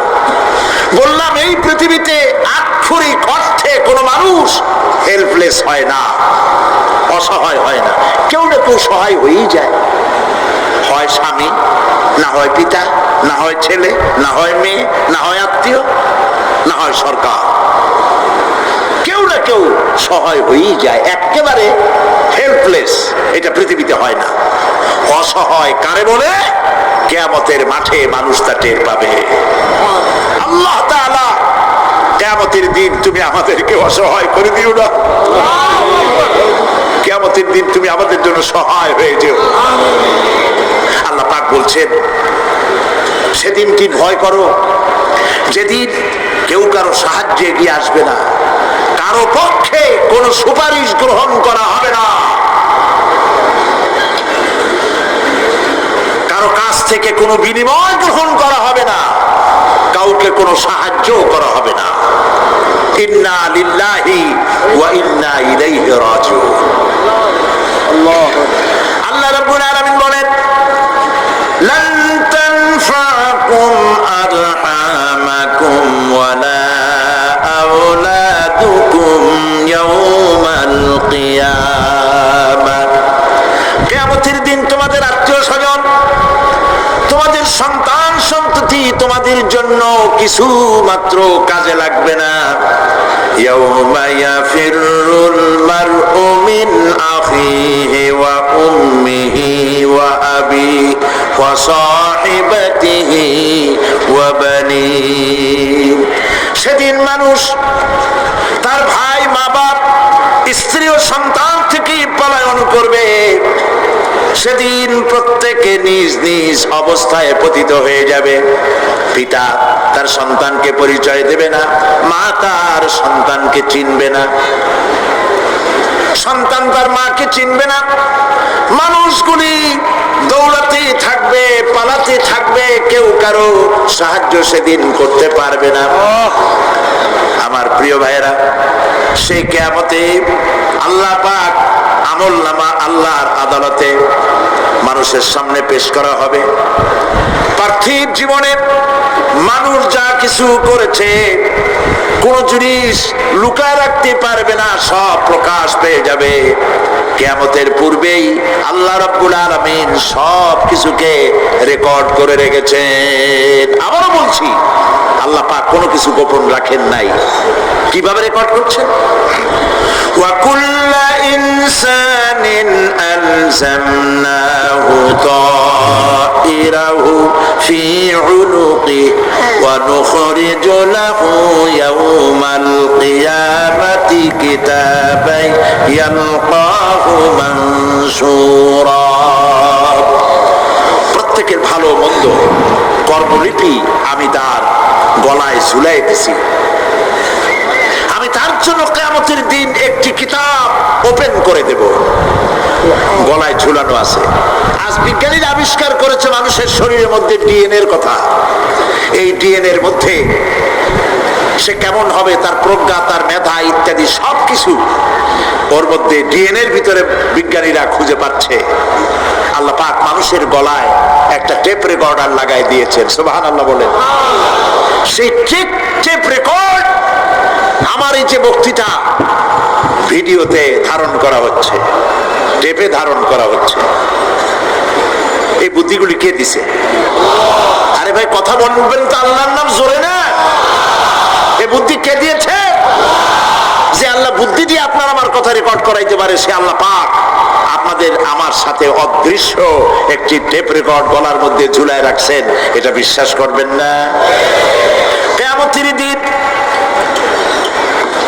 এই রেকর্ড তার সামনে আল্লাহ পাক বলেন একটা কিতাব ওপেন করে দেব, তারপরে বলা হবে ইকরা কিতাবাকা কাফা বিনাফসিকাল ইয়াউমা আলাইকা হাসিবা।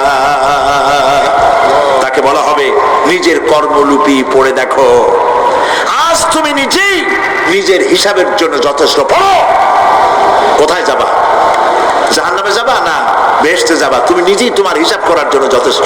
সুবহানাল্লাহ। সেদিন কোনো সাহায্যকারী পাওয়া যাবে না, ওকালতি করার জন্য কাউকে পাওয়া যাবে না। বিশ্বাস করুন, বিশ্বাস করুন, কোন পীর সাহেব, কোন খাজা বাবা কিয়ামতের দিন আপনার আমার উপকারে আসবে না, আসবে না, আসবে না।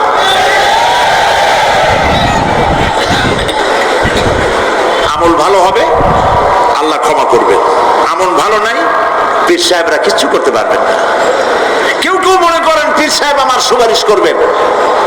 সুপারিশের কথাটা আজকে বলবো না, সুপারিশের কথা আসবে শেষের দিকে ইনশাআল্লাহ। বলেন ইনশাআল্লাহ। মনে করা হয় যে পীর সাহেবরা আমাদেরকে সুপারিশ করবেন। কিয়ামতের দিন আপনারাই দেখবেন ওনাদের সুপারিশ কে করে। যাদেরকে বলা হয় ওলিউল্লাহ, তারা আল্লাহর দৃষ্টিতে আদৌল্লাহ কিনা আপনার আমার জানা নাই। তার আমল কেমন আপনি জানেন না, বাইরের দৃশ্যটাই শুধু দেখেন। ওনার বউ বলতে পারবেন উনি খাঁটি পীর না ধান্দাবাজ। ওনার গ্রামের লোক বলতে পারবে। বিদেশ থেকে ভাড়া করা একজন আইনে মানুষের সামনে দেখানো যায় বিরাট, কিন্তু তিনি বিরাট না কি এইটা তার বউ তার গ্রামের মানুষ বুঝবে, ভালো করে চিনবে। বউ চেনে সব থেকে ভালো, সব থেকে ভালো করে চেনে কে? স্ত্রী।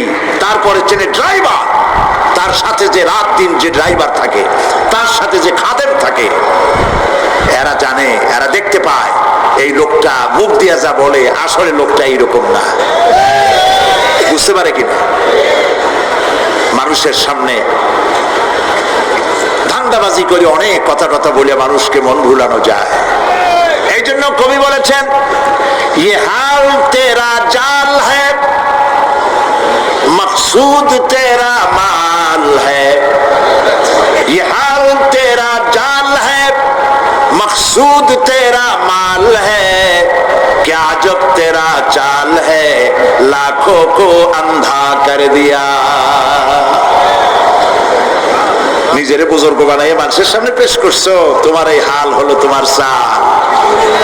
মানুষের পয়সা পকেটে ভরার জন্য এই কাম করতেছো, কেউ টের পায় না। আল্লাহ পাক ঠিকই টের পাচ্ছেন, ঠিক কিনা বলেন? আল্লাহ পাক ঠিকই টের পাচ্ছেন। বিশ্বাস করুন, কোন পীর সাহেব, কোন খাজা বাবা কিয়ামতের দিন মানুষের কোন উপকারে আসবে না। আল্লাহু আকবার। উপকার হবে কেবলমাত্র নেক আমল। ইয়া আইয়ুহাল্লাযীনা আমানু ওয়াবতাগু ইলাইহিল ওয়াসিলা। কিছু কিছু জাহিল লোকেরা এর তাফসীর করেছে পীর ধরো, যার পীর নাই তার পীর শয়তান। নাউযু বিল্লাহ। যদি এটা সত্য হবে তাহলে ইমাম আবু হানিফার পীরকে, ইমাম শাফিঈর পীরকে, ইমাম আহমদ বিন হাম্বলের পীরকে, যারা এই কথা বলে তারা শয়তানের ওয়াসওয়াসায় নিমজ্জিত। ওয়াবতাগু ইলাইহিল ওয়াসিলা এর তাফসীর হচ্ছে আয় আমলে সালেহ, নেক কাজের ওসিলা ধরো। কি কাজের ওসিলা ধরো? নেক কাজের ওসিলা ধরো। কারণ কিয়ামতের দিন আল্লাহ পাক আরো পরিষ্কার করে বলছেন, লান তানফাকুম আরহামুকুম ওয়ালা আওলাদুকুম ইয়াওমাল কিয়ামাহ। কিয়ামতের দিন সন্তান সন্ততি আর সম্পদ কোনো কাজে লাগবে না, এগুলি কোনো উপকার হবে না মানুষের জন্য। আর সেখানে উৎকোষেরও কোনো কারবার চলবে না। এই পৃথিবীতে উৎকোষ দিয়ে অনেক কাম করা যায়, কিন্তু কিয়ামতে চলবে না। আল-ইয়াওমা লা ইয়ানফা'ু মালুন ওয়ালা বানুন। সুবহানাল্লাহ, সুবহানাল্লাহ। যেখানে কিয়ামতের দিন ধন, সন্তান, সন্ততি কোনো কাজে লাগবে না। আল-ইয়াওমা তুজজাউনা মা কুনতুম তা'মালুন। আজকে শুধুমাত্র তোমরা যা আমল করেছিলে আর সেরূপ তোমাদেরকে প্রতিফল দেওয়া হবে। যে কাজ করেছো বিনিময়টা ওইরকমই পাবা, এর থেকে বেশি কিছু এখানে পাওয়া যাবে না। কিয়ামতের দিন সামান্য পরিমাণ গুনাহ যদি কেউ করে তাও হাজির করা হবে, সামান্য ভালো কাজ করলেও হাজির করা হবে। একটি আয়াত শুনুন, হযরতে লোকমান হাকিম তার ছেলেকে নসিহত করতেছেন। তিনি কি নবী না রাসূল? বলেন, অনেকে জানেন না। তিনি নবীও নন, রাসূলও নন, তিনি একজন জ্ঞানী মানুষ। সুবহানাল্লাহ। কে দিছে জ্ঞান? আল্লাহ দিছে। সূরা লোকমানের তাফসীর এখানে করছি না? তিনি একজন জ্ঞানী মানুষ, জ্ঞান দিছে কে? আল্লাহ। সেই জন্য তিনি বুদ্ধিজীবী না, তিনি জ্ঞানী। সুবহানাল্লাহ। হযরতে লোকমান তিনি তার সন্তানকে নসিহত করেছেন। লক্ষ্য করেন, সন্তানকে নসিহত করেছেন, একটা জাতিকে নয়, বিশ্ববাসীকে নয়, শুধু ছেলেকে, শুধু সন্তানকে নসিহত করেছে।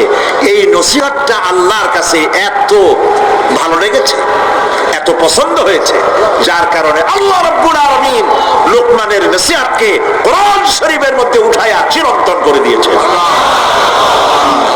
নসিহতের মান কি দেখুন। সবটা তো এখন বলবো না, একটা বলি, ওই সময় তো বলছি। একটা নসিহত শোনাই।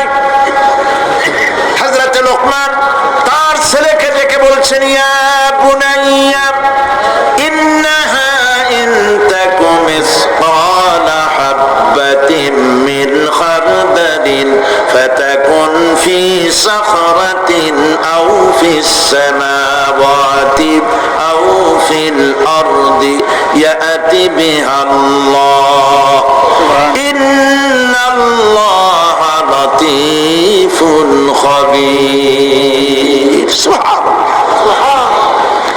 ইয়া বুনাইয়া, ও আমার কলিজার টুকরা। আসলে কথাটা ছিল ইয়া ইবনি, হে আমার ছেলে, কিন্তু তিনি হে আমার ছেলে বললেন না, তিনি ইবনিকে তাসগীর করলেন, বললেন বুনাইয়া, ও আমার কলিজার টুকরা, ও আমার নয়নের পুতুলি। সুবহানাল্লাহ। তার মানে দাওয়াতের টেকনিক আল্লাহ পাক শিখাইছেন কোরআন শরীফে। ধমকাইয়া মানুষ হেদায়েত করতে পারবেন না। মানুষকে আদর করেন, আদর করে কথা কন, কথার আসর হবে। দিল থেকে কথা বলেন, তাসান্নুর আর্টিফিশিয়াল কথা বললে সেই কথায় কাজ হবে না। দিলের থেকে বলেন, মিষ্টি করে বলেন, কৌশলের সাথে বলেন। হযরতে লোকমান ছেলেকে ডাকছে, ইয়া বুনাইয়া, ও আমার কলিজার টুকরা। আপনি নিজেও যদি আপনার অবদ্ধ সন্তানকে যদি বলেন, বাবা, আব্বু, আমার কলিজার টুকরা, নয়নের পুতুলি, আসো আমার কাছে আসো, কপালে একটা চুমা দিলেন, আপনার প্রতি সে আকৃষ্ট হতে বাধ্য। ঠিক কিনা? ঠিক কিনা? এগুলি ঠিক কৌশল। ইয়া বুনাইয়া বলেছে বলে মনে করার কোনো কারণ নাই যে যাকে তিনি নসিহত করছেন তিনি শিশু, তিনি খোকা। আমাদের দেশে খোকা তো মন্ত্রীও আছে, তাই বলে তিনি কি খোকা নাকি? একেবারে কি কথা। আবার আমার দেশে মানে আমার ফিরোজপুরে ওইখানে একজন মন্ত্রী ছিলেন, তার ডাক নাম ছিল শিশু। লোকেরা তাকে মানপত্র দিত মাননীয় শিশু মন্ত্রী। তো শিশু বলার অর্থ তিনি বাচ্চা নন, খোকার অর্থ শিশু নয়, বাচ্চা নয়। এই আমাদের মধ্যেও তো লোকেরা একজন আর একজনকে বাপেরা ডাক দেয়, এই খোকা গাদা। দর্শক এবং শ্রোতা মনে করে খুব বাচ্চাই হবে বোধহয়। মেহমান এসেছে, চা নিয়ে আয়। যখন চা নিয়ে আসলো তখন দেখা গেল খোকা শুধু খোকাই না, কয়েক খোকার বাবাও।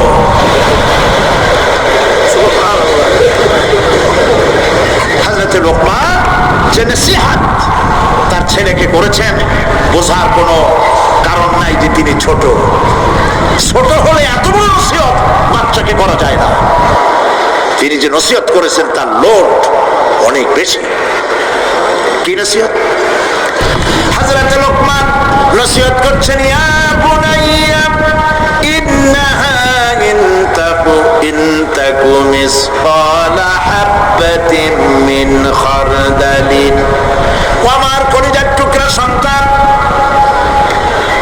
কোন জিনিস রেণুকার মতো, সরিষার দানার চাইতেও অনেক ছোট, ছোটর চাইতেও ছোট, পরমাণুর মতো ছোট্ট একটি জিনিস যদি ফাতাকুন ফি সাখরাতিন, যদি তা কোনো প্রস্তর খণ্ডের মধ্যে যদি আত্মগোপন করে থাকে, কোন মরুভূমির মধ্যে যদি হারিয়ে যায়, আও ফিস সামাওয়াতি, অথবা অন্তরিক্ষে কোন গ্রহ অভ্যন্তরে যদি ঢুকিয়ে যায়, অথবা সেটা যদি আও ফিল আরদি, অথবা জমিনের কোন পরতে যদি লুক্কায়িত থাকে, ইয়াতি বিহাল্লাহ, আল্লাহ রাব্বুল আলামিন একটি সরিষার 1000 ভাগের 1 ভাগ, একটি কণাও যদি হারায় যায় অন্তরিক্ষে, মহাশূন্যে, সমুদ্রের তলদেশে, মাটির কোন পরতে, আল্লাহ পাক অবশ্যই কিয়ামতে তা উপস্থিত করবেন। আল্লাহু আকবার। ইন্নাল্লাহা লতীফুন খাবীর, তিনি সূক্ষ্মদর্শী। সুবহানাল্লাহ। প্রিয় ভাই সব, এখন আমরা যারা আমাদের জীবনকে বরবাদ করেছি গুনাহ করে, তাদেরকে চিন্তা করতে হবে যে আমরা আল্লাহ পাকের দরবারে উপস্থিত হব এবং সমস্ত কথা এবং কাজের হিসাব সে আল্লাহ পাকের দরবারে আমাদেরকে দিতে হবে। আল্লাহ রাব্বুল আলামিন বলেন, ইয়াউমা তাআতি কুল্লু নাফসিন তুজাদিলু আন নাফসিহা ওয়া তুওয়াফা কুল্লু নাফসিন মা আমিলাত ওয়া হুম লা ইউযলামুন। সেদিনের চিন্তা করো যেদিন প্রত্যেক ব্যক্তি আত্মরক্ষার জন্য ছুটে বেড়াবে, ব্যস্ত হয়ে যাবে এবং প্রত্যেকের কর্মফল তাকে দেওয়া হবে, কোনোই কমতি করা হবে না, কারো প্রতি জুলুম করা হবে না। আল্লাহ পাক বলেন, সেদিন জমিন তার সব রহস্য ফাঁস করে দিবে। ইদা জুলজিলাতিল আরদু জিলজালাহা ওয়া আখরাজাতিল আরদু আসকালাহা ওয়া ক্বালাল ইনসানু মা লাহা। যখন পৃথিবী প্রবাল ঝাঁকুনি দেওয়া হবে এই পৃথিবীকে, পৃথিবী তার ভেতরের সবকিছুকে উদ্গীরণ করে দেবে আর মানুষ হয়রান হয়ে বলবে, এগুলি কি হচ্ছে?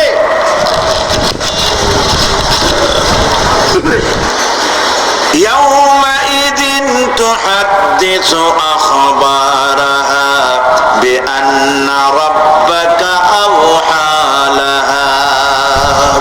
জমিনের উপরে যা কিছু ঘটেছে সেদিন জমিন তার ভেতরের সবকিছু বলে দেবে, কারণ তোমার রব তাকে এমনটি নির্দেশ দিয়েছেন, জমিনে যা কিছু করা হয়েছে জমিন সব উৎকীর্ণ করে দেবে, বলে দেবে। অপরাধীদের সেদিন আর কোন উপায় থাকবে না। সেদিন হর্ষোৎফুল্ল চেহারাগুলি কালো হয়ে যাবে, কারো চেহারা হবে হর্ষোৎফুল্ল নূর ঝলমল করতে থাকবে, আর কারো চেহারা কালো হয়ে যাবে। উজুহুন মুবশিরাতুন দাহিকাতুন মুস্তাবশিরা ওয়া বুজুহুন ইয়াওমাইযিন আলাইহা গাবারা। আল্লাহ পাক বলেন কিয়ামতের দিন আমলনামা পাওয়ার পরে কারো চেহারা হর্ষোজ্জ্বল ঝকমকে সুন্দর হয়ে যাবে, আর কারো চেহারা কালো হয়ে যাবে। তারহাকুহা কাতারা উলাইকা হুমুল কাফারাতুল ফাজারা। কিয়ামতের দিন কতিপয় চেহারা উজ্জ্বল হয়ে উঠবে, সন্তুষ্ট হবে, হাস্যোজ্জ্বল হবে, ঝলমল করবে, আবার কতিপয় চেহারা কালো হয়ে যাবে। যাদের চেহারা কালো হবে তারা হলো কাফের। কাফেরদের চেহারাগুলি কালো হয়ে যাবে, আর মুমিনদের চেহারা আল্লাহ পাক উজ্জ্বল করে দেবে। সুবহানাল্লাহ। আল্লাহ পাক সেই কিয়ামতের মাঠে তুমি অনুগ্রহ করে দয়া করে আমাদের চেহারাগুলি সুন্দর করে দিও। বলেন আমিন। জোরে বলেন আমিন। পৃথিবীর আমার প্রিয় ভাইয়েরা, দুনিয়ার উপরে পরকালের অগ্রাধিকার দিতে হবে। এই দুনিয়া শেষ কথা নয়, এই দুনিয়া হচ্ছে একটি ওয়েটিং রুম। এটা কি বলে? Transit camp. আপনি যাবেন লন্ডন, দুবাইতে, আপনি এখানে যাত্রা বিরতি, এটা আপনার আবাসস্থল নয়। আপনি যাবেন ট্রেনে করে ঢাকা, পাহাড়তলী রেল স্টেশন, এখনো আছে না পাহাড়তলীতে? পাহাড়তলী রেল স্টেশন, ওয়েটিং রুমে গিয়ে বসছেন, ওইটা আপনার বাড়ি না, ট্রেন আসতে চলে যেতে হবে, ঠিক কিনা? এই জন্য পৃথিবীটা শেষ কথা নয়, আসল জায়গা কোথায় বলেন সবাই? আল্লাহ রাব্বুল আলামিন বলেছেন, কুল হাল নুনাব্বিউকুম বিল আখসারিনা আ'মালা আল্লাযীনা দাল্লা সা'য়ুহুম ফিল হায়াতিদ দুনিয়া ওয়া হুম ইয়াহসাবুনা আন্নাহুম ইউহসিনুনা সুনআ। এরা হচ্ছে তারা। আমি কে কথা বলবো? আল্লাহ পাক বলছেন, কুল বলুন, হাল নুনাব্বিউকুম বিল আখসারিনা আ'মালা। আমি কি বলে দেব না যে আমলের ব্যাপারে কারা ক্ষতিগ্রস্ত? হ্যাঁ বলবো, হ্যাঁ বলবোই। এরা হচ্ছে ওই সব মানুষ যাদের চেষ্টা সাধনা হয়েছে দুনিয়ার জন্য, ভ্রষ্ট পথে চালিত হয়েছিল, আর তারা মনে করেছিল আমরা খুব ভালো কাজ করতেছি। প্রিয় ভাই, সব থেকে বেশি মূল্য দিতে হবে দুনিয়ার না আখিরাতের। বলেন সবাই। কোরআনে কারিমে রব্বুল আলামিন বলেন, আরাদিতুম বিল হায়াতিদ দুনিয়া মিনাল আখিরাতি ফামা মাতাউল হায়াতিদ দুনিয়া ফিল আখিরাতি ইল্লা কালিল। তোমরা কি দুনিয়ার জীবনকে আখিরাতের চাইতে দুনিয়ার জীবনকে বেশি পেয়ে খুশি হয়েছো, আনন্দ করছো? ফামা মাতাউল হায়াতিদ দুনিয়া ফিল আখিরাতি ইল্লা কালিল। এই দুনিয়া হচ্ছে আখিরাতের জীবনের তুলনায় একেবারেই নগণ্য, তুচ্ছ, কোনো দাম নাই। আমরা দুনিয়া করি। প্রিয় ভাই, সব দুনিয়ার মহব্বতে আমরা পাগল। এই পৃথিবী একটি সুন্দরী পরের স্ত্রীর মতো। এই দৃষ্টান্তটা একটু খেয়াল করেন। পৃথিবীটা হচ্ছে একটি সুন্দরী তরুণী তন্নি, ষোলকলায় পরিপূর্ণ যৌবনোচ্ছটা এক পর স্ত্রীর মতো। অন্যের স্ত্রীর স্বাস্থ্য, চেহারা, রূপ, যৌবন যতই চিত্তাকর্ষ, নয়নবিরাম, মনোমুগ্ধকর হোক, তাতে আরেকজনের কোনো লাভ আছে? বলেন, কোন লাভ আছে? খামোকা তাকিয়ে থেকে আফসোস করে কোনো লাভ নাই, সে তো অন্যের স্ত্রী, ঠিক কিনা?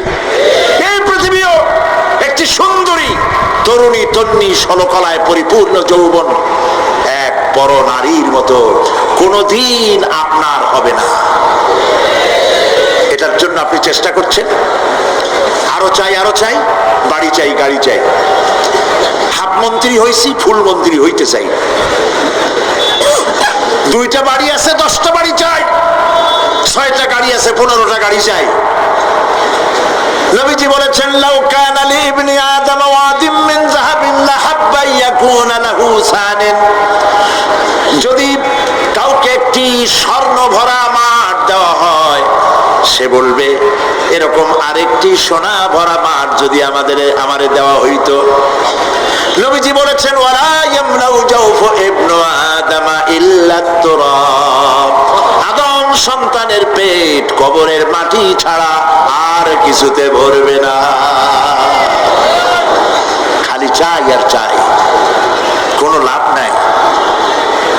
গরুটারে দুনিয়াটা কেমন দেখেন, গরুটার কান ধরে যদি আপনার কাছে টানেন, আমার গরু আমার কাছে আয়, গরু আপনার কাছে টান ধরে টানলে আসবে, ঠিক ঠিক না? গাধারে, ঘোড়ারে, মানুষেরে, রেডিওরে, টেলিভিশনের, খাটেরে, টেবিলে, এগুলো ধরে টান দেবেন, আমার আয় আমার কাছে, টানলে আপনার কাছে আসবে। আমার করতে গিয়ে পতেঙ্গায় চলে যান, সমুদ্রের মাঝে নামেন, মুখ সমান পানির মধ্যে নেমে পানির ভিতরে 2টা থাবা মারেন এরকম করে, আমার বঙ্গোপসাগর যাবি কই, আয় আমার দিকে, আসবে? আসবে? আসবে না। দুনিয়াটা বঙ্গোপসাগরের মতো, কিরকম? ওয়ামান ইয়াসহাবিদ দুনিয়া মিসলা কাবিদিন, ওয়ামান ইয়াসহাবিদ দুনিয়া মিসলা কাবিদিন আলাল মায়ে খানাতুহু ফুরুজুল আসাবিঈ। দুনিয়া যারা কামাই করে, দুনিয়া যারা চায়, তাদের অবস্থা হলো যেন কেউ পানির উপরে 2টা থাবা মারলো, এরকম থাবা মেরে পানিকে শক্ত করে ধরলো, এরপরে আমার পানি, আমার নদী উঠায় আয়, এই বলিয়া সমুদ্র উঠে আনলেন, আপনার বাড়িতে এসে সমুদ্র পুকুর হয়ে যাবে নাকি? খুব জোরে থাবা দিবেন, বাড়ি যাইয়া, বাড়ি গিয়ে আজকে আপনার পুকুরে, খালের মধ্যে হাত দিয়া সব শক্তি দিয়া থাবা বাইরে খামসায় ধরবেন পানি, এরপরে উঠাবেন, থাকবে পানি? কবি কি সুন্দর বলেছেন, ওয়ামান ইয়াসহাবিদ দুনিয়া মিসলা কাবিদিন আলাল মায়ে খানাতুহু ফুরুজুল আসাবিঈ। পানির উপরে থাবা মেরে যখন হাত উঁচু করলো, খানাতুহু ফুরুজুল আসাবিঈ, তার হাতের মুঠার আঙ্গুলের ফাঁকগুলি তার সঙ্গে খেয়ানত করলো, 1 ফোঁটা পানিও হাতের মধ্যে রইল না, সব পানি হাতের থেকে বেরিয়ে গেল, ঠিক কিনা? ঠিক কিনা? দুনিয়া হচ্ছে এইরকম। এই দুনিয়ায় সাথে মহব্বত করিয়া কোনো লাভ নাই, দুনিয়া আপনারে তালাক দিয়ে দেবে, কোনো লাভ নাই। আল্লাহ রাব্বুল আলামিন বলেন, আপনাদের শীত লাগতেছে নাকি বেশি? তাড়াতাড়ি শেষ করব। আল্লাহ রাব্বুল আলামিন বলেন, ফাআম্মা মান তাগা ওয়া আসারাল হায়াতাদ দুনিয়া ফাইন্নাল জাহিমা হিয়াল মাওয়া। যে ব্যক্তি বিদ্রোহ করেছে আর দুনিয়ার জীবনকে অগ্রাধিকার দিয়েছে, তার পরিণতি হবে জাহান্নাম। পরিণতি কি হবে? জাহান্নাম। ওয়া আম্মা মান খাফা মাকামা রাব্বিহি ওয়া নাহান নাফসা আনিল হাওয়া ফাইন্নাল জান্নাতা হিয়াল মাওয়া। আর যে ব্যক্তি রবের সাথে সাক্ষাতের ভয় করেছে, আল্লাহর সাথে দেখা হবে, সেদিন কি জবাব দেব এই মনে করে যে নফসের দাবি পূরণ করে নাই, নফসের আশঙ্কা আকাঙ্ক্ষা পূরণ করে নাই, নফস বলেছে পরের স্ত্রী লোক দেখ, নফস বলেছে পরনারী স্পর্শ কর, নফস বলেছে সুদের টাকা নে, ঘুষের টাকা নে, নফস বলেছে গান বাজনা শোন, শয়তানি বদমাশি কর। এই নফসের সাথে যে বিদ্রোহ করেছে, আল্লাহর সঙ্গে দেখা হবে এই ভয়তে, দুনিয়ার টাটকা সুখগুলি যে পাও দিয়া লাথি মেরে যে ফেলে দিয়েছে, আল্লাহ পাক বলেন ফাইন্নাল জান্নাতা হিয়াল মাওয়া। আমি তোরে জান্নাত দিয়ে দেব। আমারে ভয় করিয়া, আমারে দেখে নাই, আমার ফেরেশতা দেখে নাই, সে জিনা করতে পারত, অথচ করলো না আমার ভয়তে। সে মদ খাইতে পারত, পারতো, খাইলো না আমার ভয়তে। কোটি কোটি টাকা মারতে পারতো, করলো না আমার ভয়তে। আল্লাহ পাককে ভয় করে যে নফসের সাথে বিদ্রোহ করলো, আল্লাহ পাক বলছেন আমি তাকে জান্নাত দিয়ে দেব। সুবহানাল্লাহ। মহান আল্লাহ রাব্বুল আলামিন বলেন, বিষয়টা তোমরা তো বুঝতে পারো নাই। বাল তুসিরুনাল হায়াতাদ দুনিয়া ওয়াল আখিরাতু খায়রু ওয়া আবকা। তোমরা না বুঝে দুনিয়ার জীবনকে অগ্রাধিকার দিয়েছো। আসলে তো পরকাল হচ্ছে অতি উত্তম এবং স্থায়ী। এই দুনিয়া শেষ হবে আর আখিরাত হবে কি? স্থায়ী। কুল মাতাউদ দুনিয়া কালিলুন ওয়াল আখিরাতু খায়রুল লিমান ইত্তাকা। বলো, দুনিয়ার সুখ সম্পদ খুবই নগণ্য।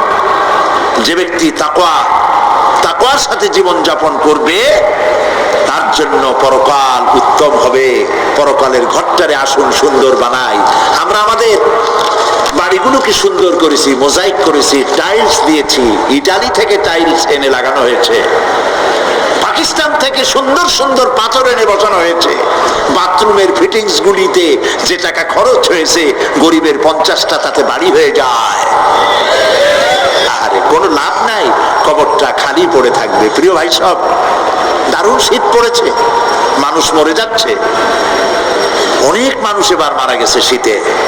আল্লাহর কাছে আমরা বলবো, আল্লাহ তুমি দয়া করে শীত যেটুক না হলে হয় না, তুমি সেইটুক দাও, শান্তি হিসাবে দাও, রহমত হিসেবে দাও, জহমত হিসেবে আমাদেরকে তুমি দিও না। বলি আমি। প্রিয় ভাই সব,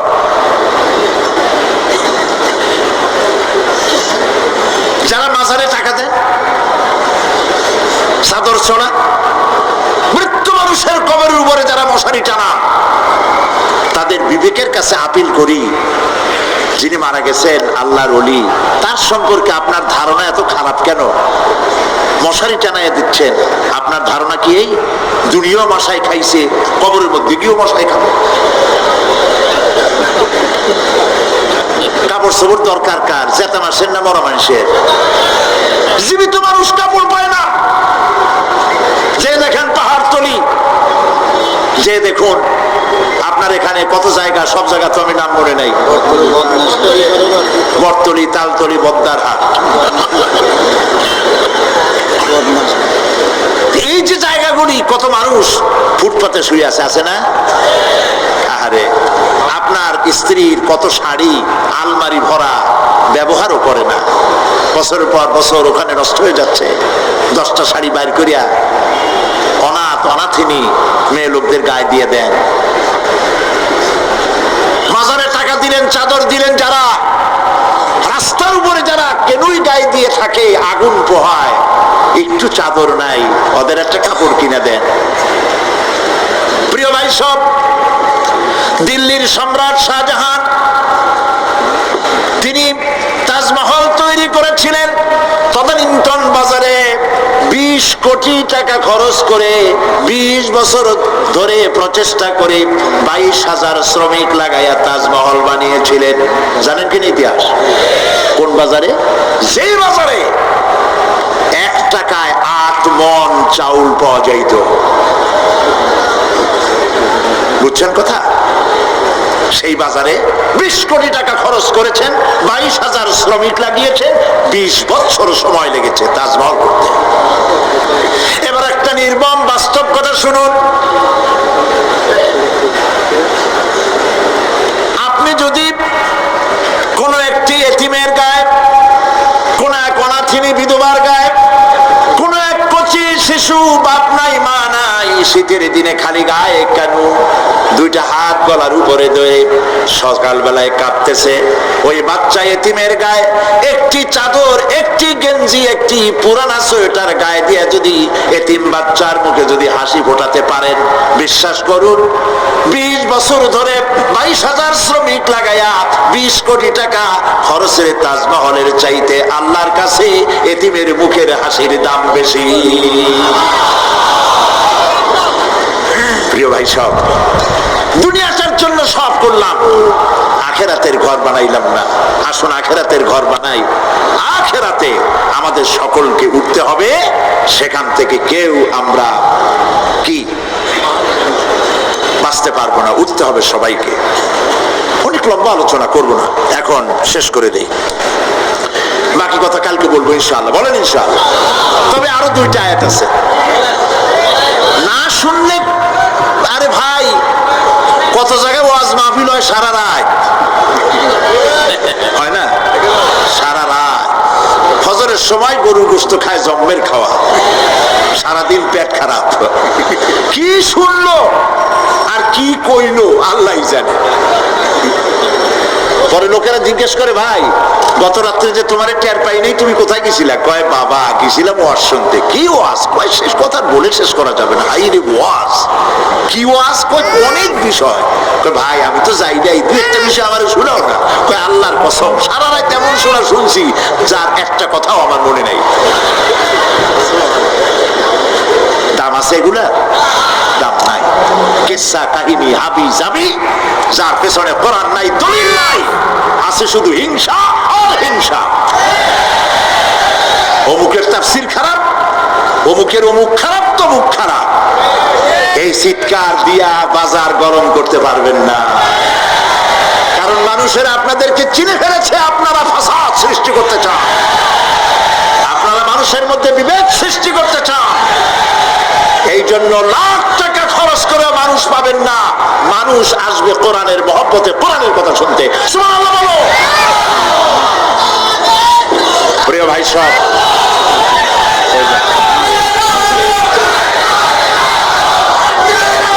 প্রিয় ভাই সব, প্রিয় ভাই সব, কাজী তারা বলে কি সাহস, কোরআন শরীফ তাফসীর পড়ায় গেল। আস্তাগফিরুল্লাহ।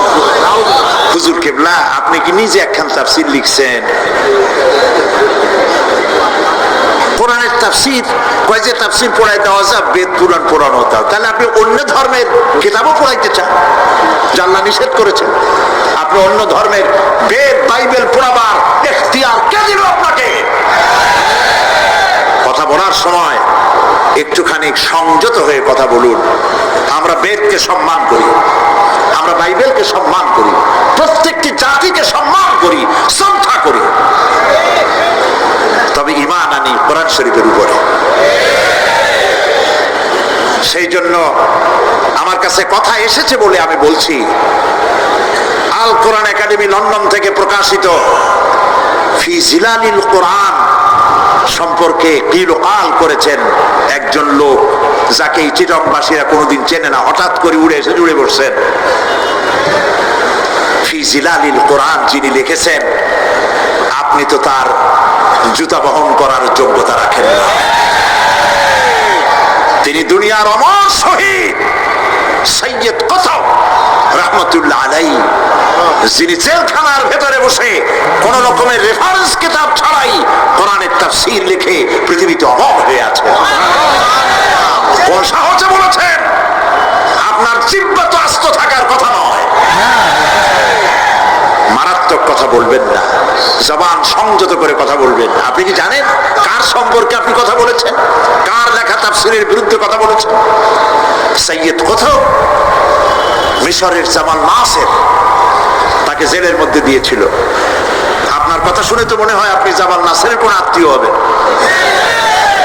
জামাল নাসের জেলের মধ্যে ঢুকায় দিয়া শিকারী ক্ষুধার্ত পাগলা কুত্তা ঢুকায় দিয়েছে, দরজা বাইরের থেকে বন্ধ করে দিয়েছে। কয়েক ঘন্টা পর সেনাবাহিনীর লোকদেরকে পাঠিয়ে দিয়েছে যে দেখো জেলখানার ভিতরে কুত্তার সাথে কুত্তায় কি ব্যবহার করে। নাউযুবিল্লাহ। সেনাবাহিনীর লোকেরা জেলখানা থেকে ফিরে এসে জামাল নাসেরকে জবাব দিল, জেলখানার ভিতরে যাই দেখে এলাম তালাবদ্ধ রুমের ভিতরে শেখ সৈয়দ কুতুব নামাজের সিজদার ভিতরে পড়ে আছেন, আর ক্ষুধার্ত পাগলা শিকারী কুকুর তার পাশে বসে তারে পাহারা দিচ্ছে। সুতরাং কথা বলার সময় একটু হুশ করে কথা বলবেন, মেহেরবানি করে। প্রিয় ভাই সব, বলতে বলতেছিলাম রাত একটু বেশি হলে ক্ষতি কি? আল্লাহ, বেশি মানে আমার কিন্তু এরকম অভ্যাসও নাই যে সারা রাত ওয়াজ শুনাই। ওই কার বলে অভ্যাস ছিল চোখ বুঝে ওয়াজ করা। মাহফিল ভরা মানুষ চোখ বুঝে ওয়াজ আরম্ভ করছে, তারপরে হঠাৎ চোখ খুলে দেখে কেউ নেই। বেচারা খুব রাগ হয়ে গেছে। এই এলাকার মানুষ তো ভারী বেকায়দা, আমারে ভালায় থুয়া সব বলাইছে। পাশে তাকায় দেখে একটা লোক বসা। যে অন্তত একটা লোক তো পাইলাম, আল্লাহর মেহেরবানি, তুমি খুব ইমানদার ভালো মানুষ যে এতক্ষণ তুমি আমার ওয়াজ শুনছো। লোকটা কয় যে হুজুর আমি ভালো না মন্দ তা জানি না, আমি হলাম মাইক ম্যান, আপনি মাইকও সারেন না, আমিও চাইতে পারি, আমি আপনাদেরকে এই বিপদে বানাবো না। সংক্ষিপ্ত কথায় শেষ করে দেই। আল্লাহ রাব্বুল আলামিন বলেন এরপরে কি হবে শোনো। ইয়াউমা ইউনফাখু ফিস-সূরি ফাতা'তুনা আফওয়াজা, যেদিন সিংহায় ফুঁক দেওয়া হবে আর তোমরা তলে তলে বেরিয়ে আসবে।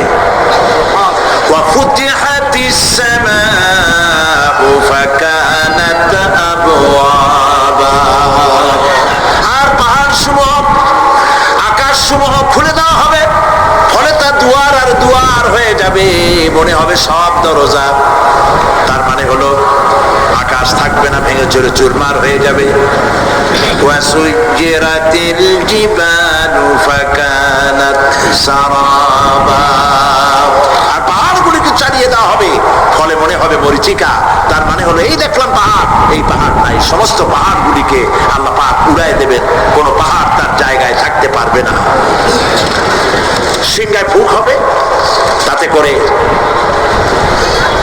মানুষের যারা ঘুমিয়ে থাকবে, ঘুমন্ত মানুষগুলি সব জাগ্রত হয়ে যাবে, বলবে ইয়া ওয়াইলাতা ইয়া ওয়াইলানা মান বাসানা মিন মারকাদিনা, হায় আফসোস আমার এই ঘুমকে কে ভেঙে দিল, কিসের আওয়াজে ঘুম ভাঙলো? বলা হবে হাদা মা ওয়াদার রহমান ওয়া সাদাকাল মুরসালুন, এ হচ্ছে রহমানের ওয়াদা আর আল্লাহ রাসূল সত্য কথা বলেছিলেন। সেই জন্য আমাদেরকে এ কথাগুলি বুঝতে হবে। সিংহায় ফুঁক হবে, সেই আওয়াজে আমাদেরকে উঠতে হবে। তারপরে আল্লাহ পাক আকাশ সমূহকে খুলে দিবেন, ফলে তা দরজার দরজায় পরিণত হয়ে যাবে। পাহাড়গুলি চালিয়ে দেওয়া হবে, সেখানে আর কিছুই থাকবে না। পাহাড়গুলো কাল ইহনিল মানফুস, এগুলি ধোনা পেঁচা তুলার মতো সব উঠতে থাকবে। সুবহানাল্লাহ। প্রিয় ভাই সব, বাকি কিয়ামতের দিন এ বললাম, এ পর্যন্ত বলা হলো বিশ্ব পরিক্রমা ধ্বংস হওয়ার ব্যবস্থা সম্পর্কে আল্লাহ পাকের কোরআনের কথাগুলি আপনাদেরকে শোনালাম। আগামীকাল ইনশাআল্লাহ যখন কিয়ামতের ময়দান হবে, সেইখানে হাসরবাসীদের অবস্থা কি হবে, পরিণতি কি হবে, সেই বিষয়ে আলোচনা হবে ইনশাআল্লাহ। আজকের মতো শেষ।